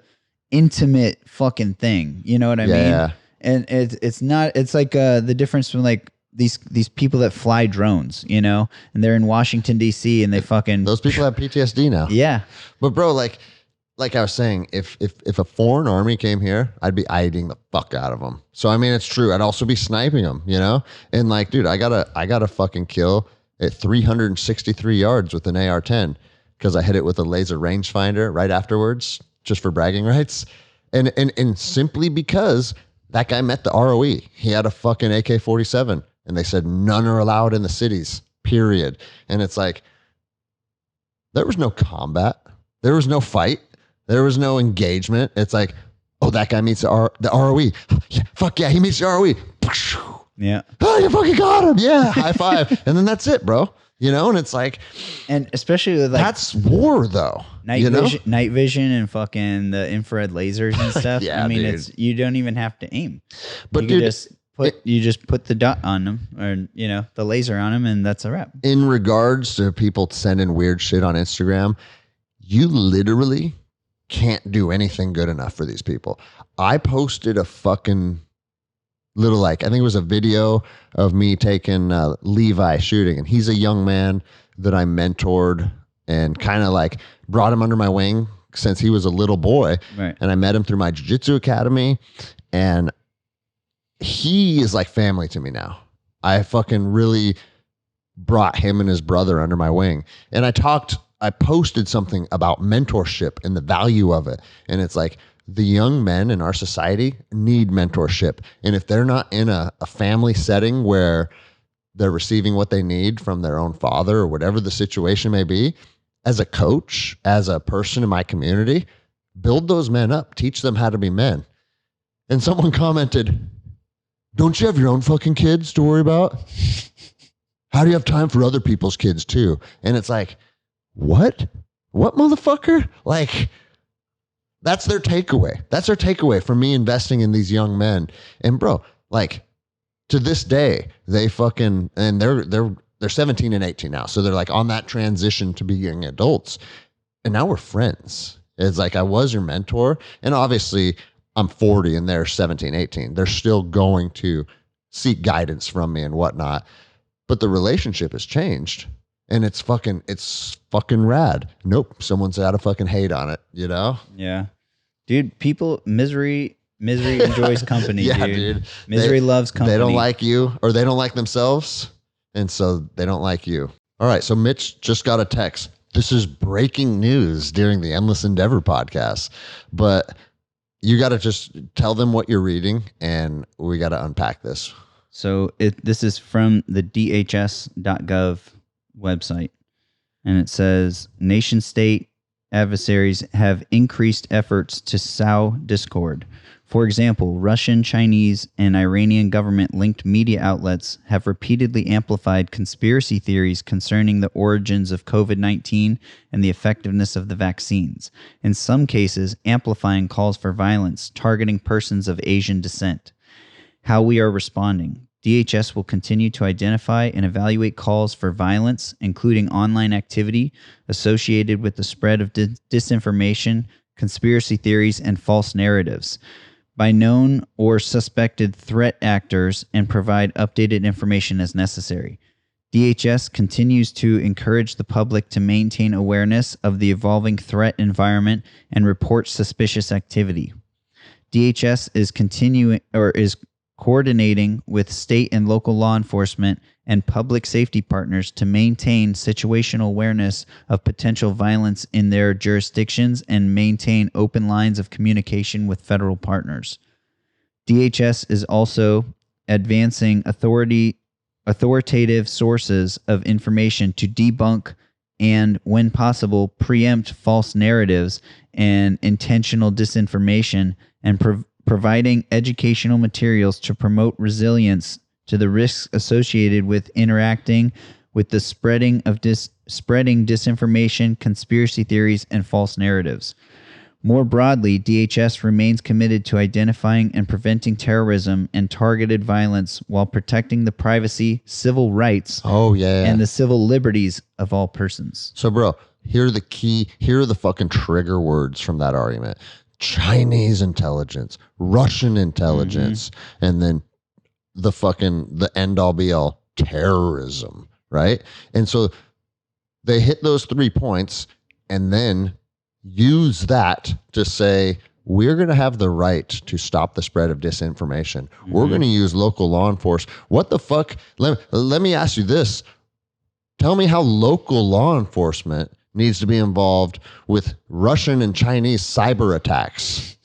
You know what I'm saying? Get the fuck out of here, dude. What they're doing is they're completely fucking creating this narrative based in fear, like always, terrorism, Russians, Chinese. And you know what? Now we have to put a halt to people that are saying things that we deem to be misinformation. We're protecting your civil liberties. That's what we're doing. Fuck you. They're saying narrative too. Yeah. A false narrative. A false narrative, right? We have the real narrative. Yeah. Don't you know there's only one side to a story? Like, fuck, dude. And they're going to use this. And dude, just as what I said the other day on my post, you know, fuck, and we talked about earlier, fuck this Instagram and YouTube and this big tech are all private companies. So that, no, fuck that. This is how you get information now. Well, and also the internet is a thing like where information is spread, and this is the platform that people communicate with. But also, here's where they fuck themselves, the right? The government is already admitted. Jen Psaki said. That's where I was going with it. She fucking said, working. We are flagging problematic posts with Facebook for Facebook. And she fucked herself with that. Because here's the thing, bro. How people's constitutional rights work is you are protected. Your free speech is protected from the government, right?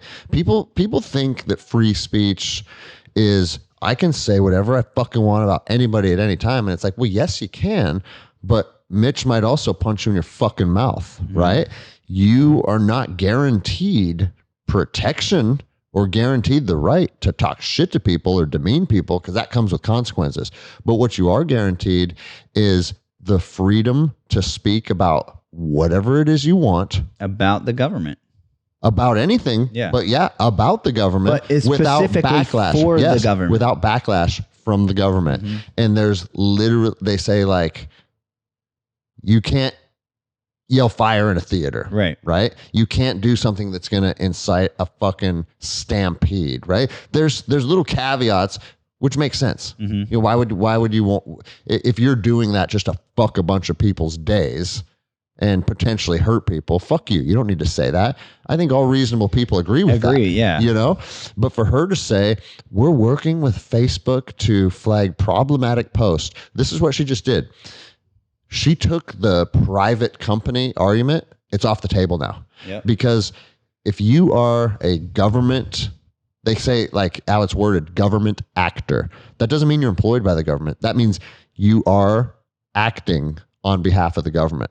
So if I, as a police officer, empower someone to do something to someone that's a violation of their rights, that comes back on the government because they're acting under the direction of me, the police officer, right? And so she just admitted that they are acting on behalf of the government. So take your free speech argument and shove it up your fucking cunt, bitch. The private company argument. The private company argument. That's right. Yeah. It's fucking complete bullshit. And this is, you know, for the moment, right now, I can go stand on the sidewalk with the bullhorn and fucking protest. You know, that is something that I can still do. Yeah. But you know, like maybe not though, if they deem it misinformation. Yeah. Now it's like, what the fuck is that? Now I'm deemed a terrorist, and you know, and it's like, what is this this is gonna be really fucking interesting soon. Very soon. Bro, this is accelerating. This podcast won't drop for a few weeks. So I think, dude, I'll show you how to do it. No, bro. I release one a week. It's going in the queue, man. Gotcha. I actually have some backlogged. But I think shit is gonna, I don't want to say hit the fan. Like, I don't think it's gonna be the apocalypse, but I think it's gonna get weird. What is it gonna look like when they say you can't travel? No. Hold on. What is it gonna look like when you can't go to Washington and protest and say, the shit that we've been saying. Yeah. And and now it's, you don't have freedom of speech. Literally, like they're already doing it and silencing with big tech, with these platforms, right? And this is the way that people speak now. Yeah. And like Nicole's video, for instance. If Nicole sat out on a fucking street with a bullhorn and yelled that into a bullhorn, one person would hear 49 minutes, how many people are going to hear it? Whatever. Yeah. I posted it from my platform on Instagram, and it's been seen 2 million times in 3 days. Yeah. You know what I mean? That is now how we communicate. Yep. And that's just one example. You know what I mean? So now that the government has admitted that we are flagging problematic posts that we deem, whatever, false information or against the narrative, the government is now taking away your First Amendment constitutional right. And now with this shit that we just read, when now let's say they deplatform you totally, which they have already done. They've already deleted one of my Instagram accounts, my main account with 370,000 followers at one point, verified account, and it is now gone. Okay, so you took away my platform, my ability to fucking reach the people that want to hear me. Yeah, it's not like people. And that's the other thing. They're it's not like following you on accident. They're following me because they want to hear what the fuck I have to say. Yeah. And the information that I have to put out. Okay, so you've taken that away. So maybe now I will grab my fucking megahorn or my bullhorn and go down to the fucking White House, and sit there and fucking use my First Amendment constitutional right to speak about what I believe is, going wrong or whatever the fuck I want to say, Yeah. That I don't agree with what the government is doing. Well, bro. And now, based off of that, sounds like, I could get in trouble for that, and it's like, if we lose our right to protest, bro, is this America? It's all calculated. They're taking away your First Amendment. They're not letting us communicate with each other. At what point do you use the Second Amendment? Yeah. Well, and that's why they're coming after that one too. But what's the next one that we just saw today? Literal legislation being pushed forward to prevent anyone who's unvaccinated from boarding an aircraft. Yeah. Think about that. So now you've taken away my freedom. That is gonna fucking suck so much. You've taken away my freedom of movement. You've taken away. You're actively trying to take away our freedom of speech. All you cocksuckers are always trying to take away our fucking Second Amendment rights. Which is so idiotic. It's literally what protects the rest of them. That's it. It's a fucking simple concept. And if I hear one more Democrat talk about fucking hunting, I'm going to lose my shit, dude. It's not about like everybody that... Why do we pretend? It goes back to what you're saying about de Blasio, like just fucking... just we go on so many tangents. Yeah, navigating around all this shit because you can't get a clear answer. It's the same shit when they bring up, when to duck hunt. You're like, what motherfucker? Do you think that the founding fathers gave a fuck about duck hunting? Shut the fuck up, dude. Dude, I'm telling you, I used to have a couple assault rifles before I lost them in a boating accident and they were stolen. Yeah. But I still have all mine. Come fucking take them. Yeah. It is not for hunting. Yeah. Not one bit. I don't give a stupid. fuck. I honestly, I've I would much rather hunt people than deer, but I'm not opposed to deer hunting. Like I respect hunters, and and I think it's a more ethical, it's a more ethical way of getting food sourcing than factory fucking farming and shit. It's a way healthier. I want to become a hunter. Yeah. To connect to my food, dude, for sure. Because like I've told you, I don't like killing animals. It makes me feel bad. Mm-hmm. And some people think that's weird because I enjoyed combat.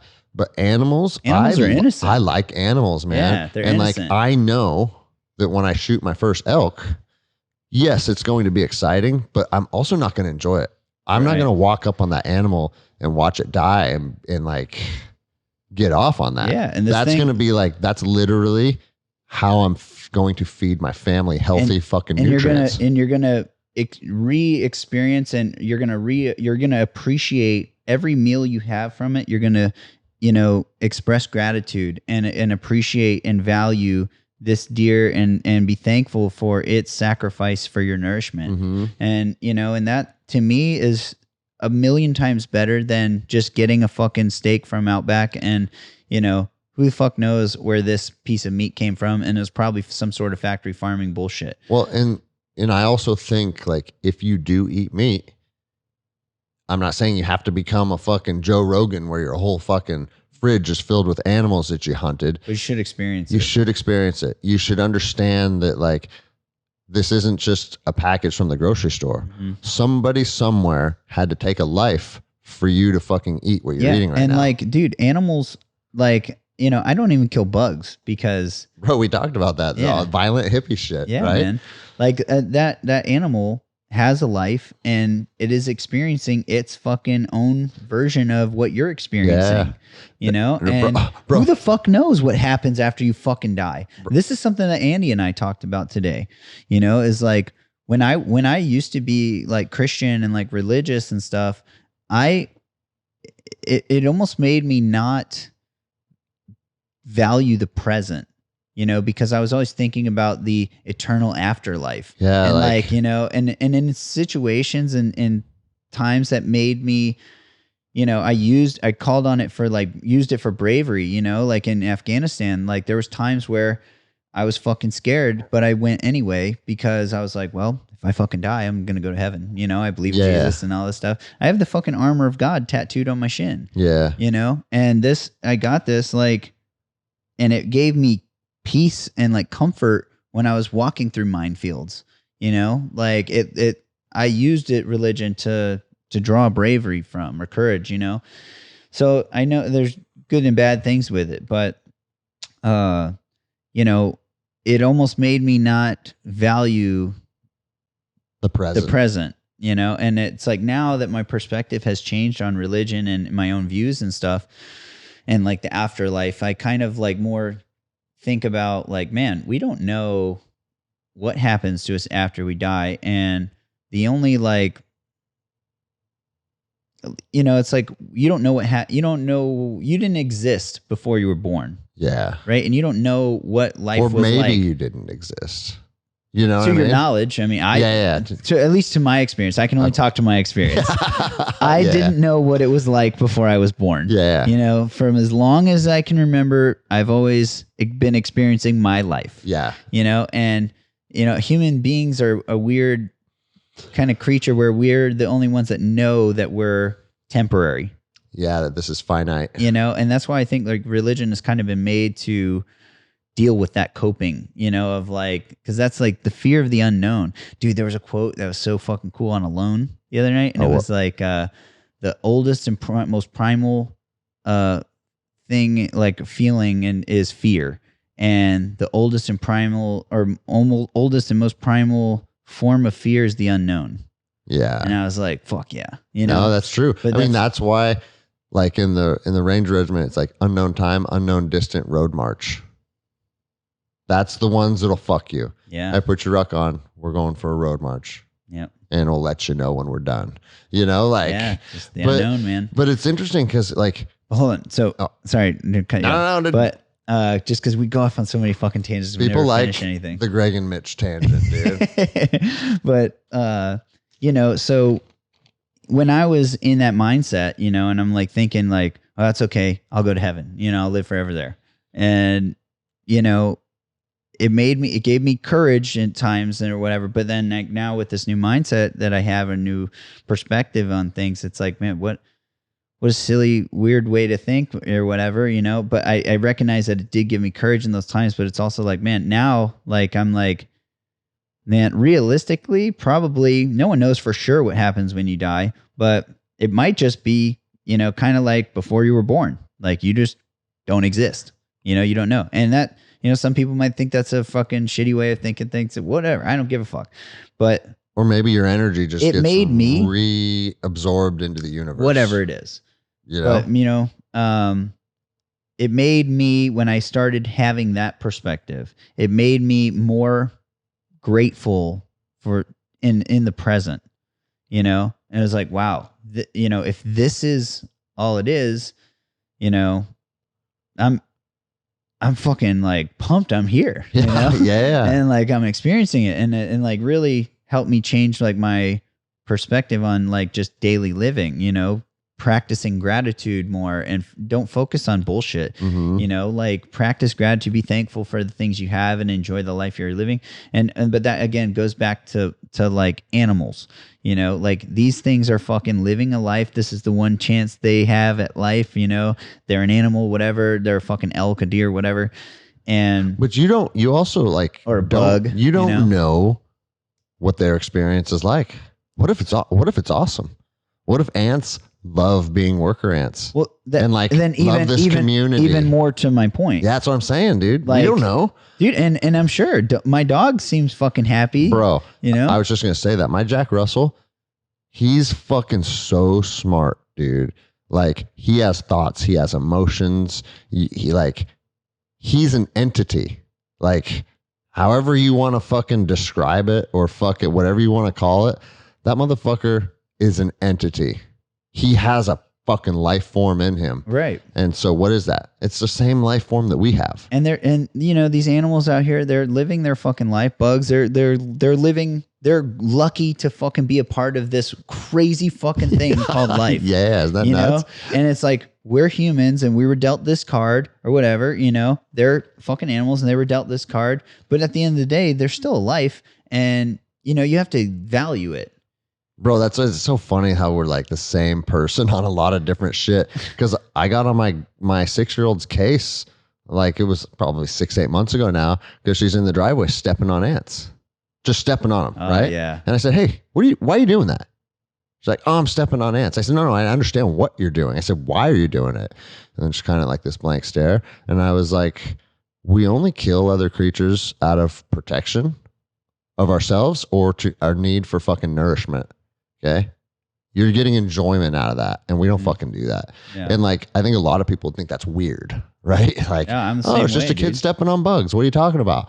But it's like, if you can articulate why that's a good thing to do right now. And here's the thing. I understand, like, if they're eating the fucking wood in your house or they're, you know what I mean? Like, I understand that mice become, like, I've had to kill a lot of mice for fucking like ruining my fucking garage. I get it. And I fucking, obviously, I'm not a fucking whack job. I support that shit. There's a reason behind that. You got to give me the reason. If you can give me the reason, cool. But if you can't, you're a fucking psycho, dude. Dude, that was my first protest when I was a kid. I was at my grandpa's house, and my mom's dad, he had a shed, and it had mice in it, and you know, and we saw mouse traps and stuff, and I got like all upset, and I told my mom about it, and she was like, well, you know, then you should have a protest. And me and my brother. Did you have a bullhorn? No, but I had a little sign. And me, my brother, and my mom were in the backyard in front of the shed. Mice have feelings too. Mice have feelings too. And my grandpa was like, what the fuck, you know? Get the fuck out of here, Why are you dude. doing this? Now I feel like an asshole. Yeah. You know? Oh, I'll let the mice live, Sonny. I've been a freedom fighter for a long time. All right. Well, bro, we're coming up on 2 hours. We promised the avocado story. Wait, where were we even going with these tangents? Something about America, whatever. We're just having fun, bro. We're just talking shit. And if people want to fucking rewind and realize that we never came to a conclusion, that'll be the next episode. On a specific thought, send me a DM and we'll get back to you. Yeah, I don't even think we finished like me introducing Adopt-A-Cause. I like it though. We're having fun, bro. Hey, bro, people like fun. People like just organic conversation. Yeah. I think that's like a big thing that people want in podcasts, because when you're in the car and you're commuting and it's 4 fucking hours and you're miserable, it's like, I just kind of want some human interaction. And that's what I get out of podcasts. I put podcasts on, like, I used to listen to like hardcore history and books on tape and stuff like that, which is cool because you're building knowledge. Sometimes I just want to sit down and listen to like Rogan with one of his comedian friends talk shit. Yeah, dude, I've definitely listened to podcasts where you feel like you're kind of just in the conversation, of course, part of it, and like you're laughing along with it, you know, when they laugh and this and that, and you do kind of feel like connected in a way with that, you know. So no, I get it. But bro, I had a listener write me and said, my favorite part of your podcast. ADD. My favorite part of your podcast is that you laugh at your own jokes. So I'm like, Hey, fuck yeah. I did too. Let's keep going. I'm hilarious. All right, tell the avocado story. This is the third time I brought it up. Okay, fuck. The avocado story. So tonight we went to, should we tell the other story? The Iron Chef story? Oh, yeah. We'll tell that next. But so this is our second night in Philadelphia, second shit restaurant experience. Not the company that we were with tonight. It was great. But we went to this restaurant after the event today. And on the menu, it says in red ink, the rest of the menu is black. So this is meant to like stand out. It says award-winning avocado fries, the best in New Jersey. And I'm like, okay. Let's try them. That sounds good. I like avocado, you know. Don't you, Greg? Yeah. Everybody likes avocado. So we ordered these fucking avocado fries, and they were shit. They just were kind of weird, honestly. But I wasn't too mad about them. Everyone else at the table disliked them. Greg liked them. As I say, I like them. Greg thought they were the best in New Jersey. Our new friend Emily Hayden was disgusted with them. Yeah. And took one bite and was like, ew. Yeah, nobody liked him but Greg. So anyway, we don't really think anything of it. We're just kind of laughing at the fact that nobody likes them and Greg does. And whatever, we don't think anything of it. And then I'm looking at the menu. Nothing really sounds good, but I see this grilled cheese. And I'm like, man, one of my favorite meals for the fat kid in me is a grilled cheese with bacon, tomato, and avocado. You're welcome. Try that. So being that, you know, they're award-winning avocado fries or whatever, I asked the waitress, I said, I would like a grilled cheese with bacon, tomato, and avocado, please. And she goes, we don't have avocado. And I was like, what do you mean you don't have avocado? What the fuck is on my plate? What did we just all eat? Yeah, we just all ate your avocado that apparently is award-winning and, you know, voted best in New Jersey. And she's like, oh, well, those are avocado fries, which was, for the listeners, it was just slices of avocado, literally slices of avocado with some breading on them and deep fried, dipped in a fryer for a second. So that's it. There was, and I go, she goes, these are just for avocado fries. And I said, well, okay, are they fresh avocados or are they like frozen? And she goes, no, they're fresh avocados. And I said, so you actually do have avocados that you could cut up? And she goes, yes. But we're not going to. And I was like, because they're for the fries. And I was like, well, can you put some on my grilled cheese sandwich? And she goes, no, they're for the avocado fries. And I looked at Greg and I was like, is she fucking with me? I was like, Greg, I'm going to lose it. And I looked at her and I said, I was like, can I purchase the avocado fries and then you just put them on my sandwich instead or something? Utilize said fresh avocados. Yeah. And she was like, well, the ripe avocados are for the avocado fries only. And I said, well, I'll buy the avocado fries. I want them on my sandwich. Don't fry them and just put them on my sandwich. And she like just did not fucking compute this. And I'm like, what the fuck is going on here? And I was like, can I pay you $100 to fucking put avocado on my plate? Yeah, exactly. I'll put it on the sandwich. And she said no. Yeah. No. And I said, she goes, well, you know, I'm going to have to go back. And I said, can I speak to your manager? You're speaking to the manager. I am the manager. Yeah. Dun, dun, dun. and I'm like, how the fuck are you the manager if you can't figure this out? And you know, and coming from, like, I am a business owner, and, you know, we deal with customers, and the reason my business is fucking I'm a successful business owner. The reason my business is successful is because I focus on customer experience. And if there's something that we can do with a little bit of fucking effort to make our customer happy, I'm going to do it. But bro, this wouldn't even take effort. Effortless. You literally said, I'll pay you 5 times what the avocado fries cost, or 10 times. 20 times. Yeah. If you just put them on my sandwich. And in my opinion, there was a part of her that it became like spite. Yeah. Like, because remember the last thing she said, she goes something along the lines like, well, I'll try. And if they can do it, it's $100. Yeah. I was like, you're really gonna, like, I know you said you'd pay $100, and you literally would pay $100, but also as a small business owner, like, bro, that's the last thing I would do. Like, take $100 from someone for fucking 4 slices of avocado just because they said it's just that they would pay it. You know? Yeah, but it's like, dude, one of the biggest things for business, it's your reputation. You know, that's why, like, I had an assistant coach have a bad interaction with someone, and I got a bad Yelp review. That shit fucking pissed me off, dude. Yeah. Right? Like, you have to be smarter than that. You have to play the game and come up with solutions. And obviously, there's some fucking cocksucking pricks in every industry that you can't you can't find a solution for, right? But that was not Oh, unreasonable. dude. But this broke out into a debate at our table. Yeah, for like half hour. We talked about it for a half hour, and and I thought I lost all my friends.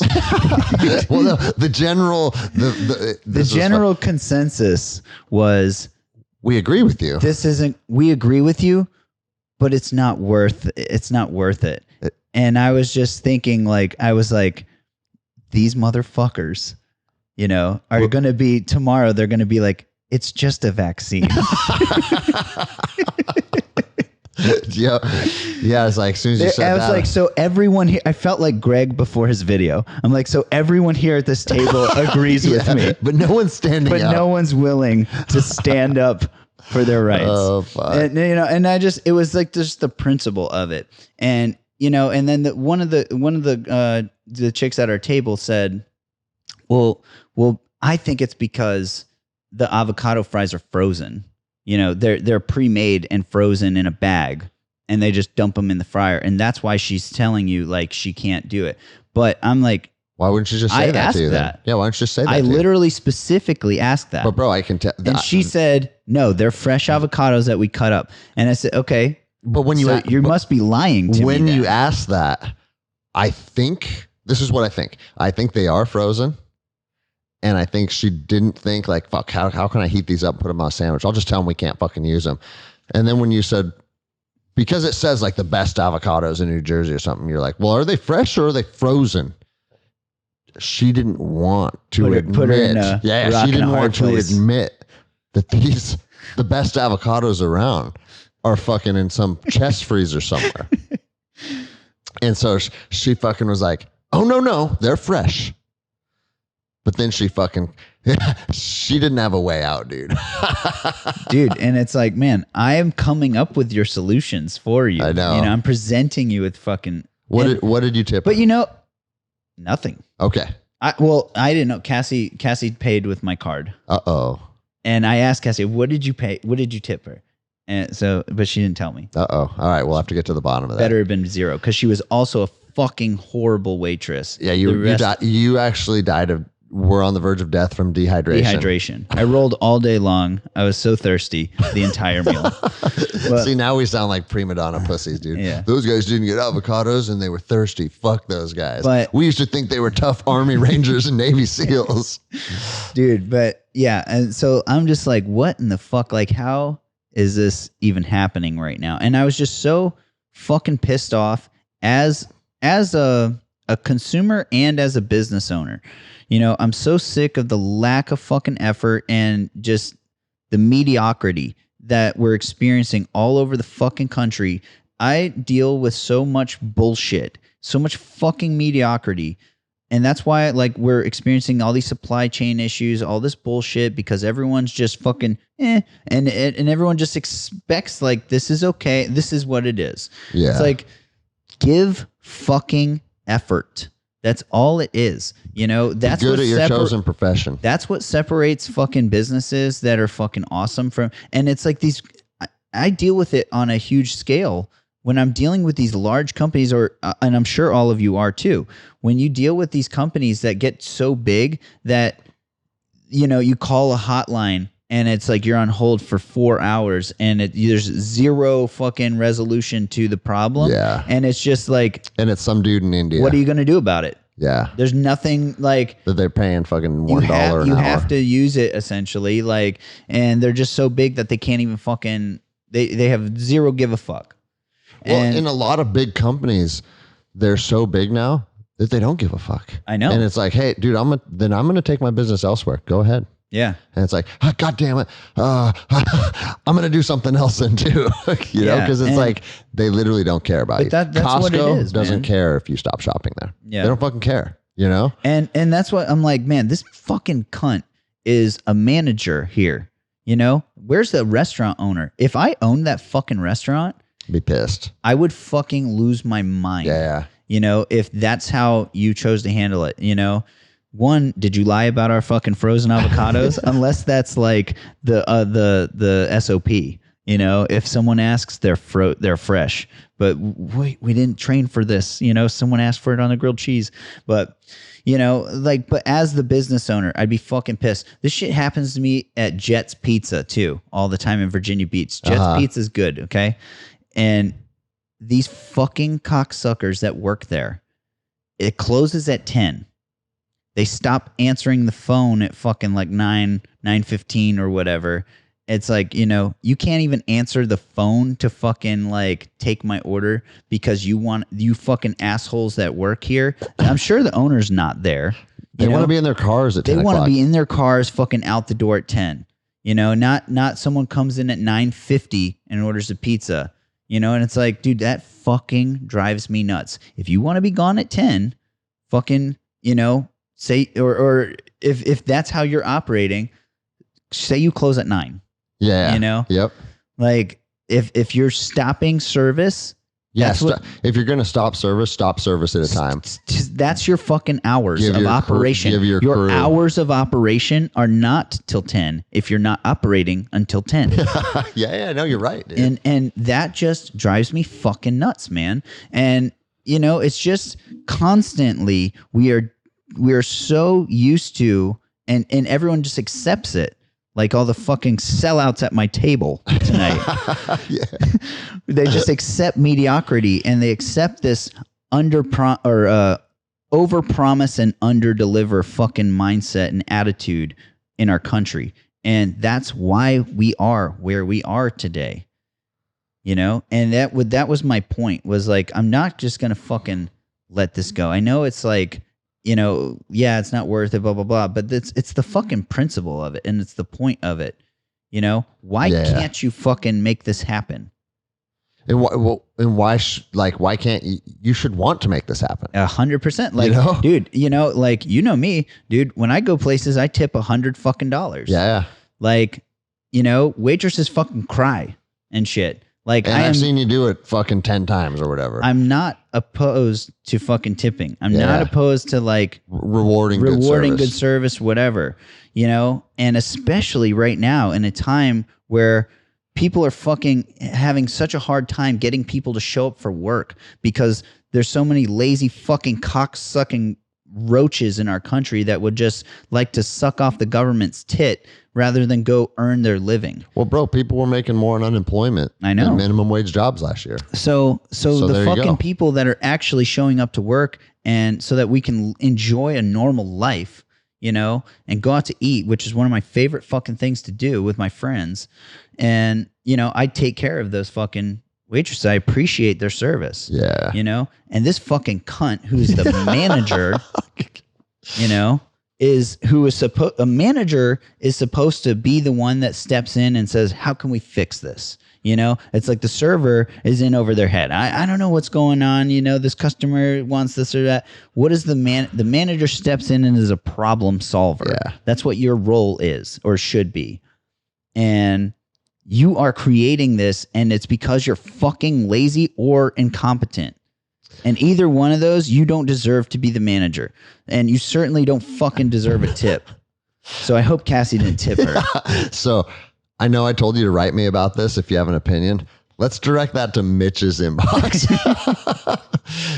Come say it to my fucking face. It's fucking 1:30 in the morning, and we got another podcast. Me and Mitch are both sitting down with Ian in the AM, and we're going to let him tell. I want to hear his whole story of the gym from the beginning until where they're at here. Because following it on Instagram has been cool, but hearing it from his mouth, I'm fucking excited for that. So we'll save the Iron Chef story for we'll the save next it for podcast. the next time. So there will be many more. Write Greg and let him know if you're a fan of the Greg and Mitch show. Yeah, just have Mitch on day after day after day, and that'll be my new show, dude. Well, dude, Greg Lappin will be hurt though. Greg is essentially my new best friend. I mean, like, it just sucks that he lives on the other side of the country, and especially if they fucking. That's actually why we're fighting so hard against these vaccine passports, is so that we can fly. We can't hang out. So we can fly and hang out. I need to get my ass kicked at MASF headquarters at least once a month, at least. Yeah.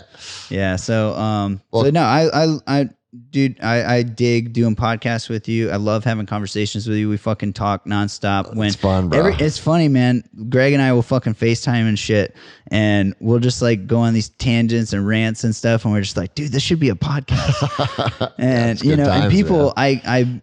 I know people reach out to me and they say, you know, like, I fucking love you and Greg, you know, talking or whatever, and bro, we vibe so well. It's all friendships are, is like people you vibe with. Yeah. And then, bro, and that's what's so cool about what we've created over this last year is building a network of people that you vibe with. And that's why it's fucking rad. I'm also happy that, you know, Andy and I got to meet, you know, because Andy was like this mistress in our friendship, yeah. You know, because it's like, he's First Form, yeah. You know, and you're sponsored by First Form. Yep, I got the First Form hat on, but I'm in the MASF headquarters. Right. It was a little bit of a conundrum, but now that you guys bonded, it's now all good. We're cool, and you know, and we're gonna. You always were cool. Let's be clear about that. I always thought Andy was a cool dude, and it was just like a weird kind of gray area almost, because we both own supplement companies. His is obviously bigger than mine, a lot bigger than mine, but you know, just as like out of respect too. Yeah. Like, you know, like I understand he's running a business and a company, you know, and you know, we're in the same industry, you know, so it's like out of respect, that's like kind of like, you know, whatever. But you know, talking with him today was super cool, and we got some cool shit coming in the future where we're going to be collabing on some stuff. That's fucking rad. Yeah, I'm pumped for it, man. And you know, and it makes me, you know, happier even just for our friendship too, you know, because we want Andy in the picture, you know, like he's a fucking powerhouse. He's a big powerhouse, dude. He's a powerhouse. And, you know, I felt like today at the gym, in Ian's gym, I'm looking around at like all these fucking solid motherfuckers, and everyone's so cool and like-minded and nice fucking people, man, of all races, all fucking backgrounds, whatever.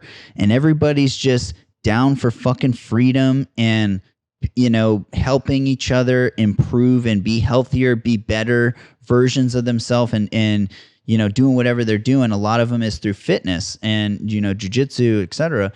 And, you know, all these like-minded people and stuff, and these communities that we're building. I was looking around today and I was like, man, we're fucking putting together an army, man. An army. And I was like, and me and fucking, you know, Greg and Andy and Ian, we're the fucking leaders of this motherfucker. And, you know, we're up here teaching the combatives and shit, you know, and there's guys down there doing deadlift fucking competitions and, you know, strongman shit out in the parking lot. Yeah. And it's like, we're not fucking hiding in our fucking house, afraid of a virus with a 99.9% survival, 99.4% survival, whatever the fuck it is. Yeah. We don't give a fuck about that shit, dude. You know, we are out here fucking lifting weights, fucking eating clean, training, turning ourselves into fucking weapons and human optimization. You know what I mean? Like, Yeah. we're just crushing it. And I'm like, these are the fucking people that I want to be around. I don't want anything to fucking do with those little fucking turds, those little cowards that are afraid of this and that and are afraid of life. Like if you don't get COVID, you're not going to die someday. Yeah, I know, dude. You're I say all that going all to the time. fucking die. So fucking work hard, be a So savage. go live your fucking life. Create a body that's worth living inside of. Yeah, and fucking get after it. And you know what? And if you're so afraid of COVID, you know what the best fucking thing you could do? Go away. Is go be healthy. Yeah, exactly. Yeah, Go, you know, get fucking healthy. Get Eat healthy. clean. Train hard. Go outside. Fucking seek adversity. Get some sun. You know? Yeah. And then you will not give a fuck about COVID. And then in the highly likely chance you will catch COVID, because we will all catch COVID someday, more than likely, it's gonna fucking be fine. And after your little sickies done, which how many fucking cases are asymptomatic, by the way? You know, like don't even know they have it, or you lose your sense of taste and smell for 2 days, whatever, like I did. Mm-hmm. You know, it's like that is the overwhelming majority of what it's gonna be of those cases or people that get it. And then after that, guess what? It's over. It's gone. It's done. It's not a fucking threat anymore. Yep. You know? So quit being fucking pussies. Go out there and fucking live your lives, because you're not going to make it out alive. And that is what we're ending it on.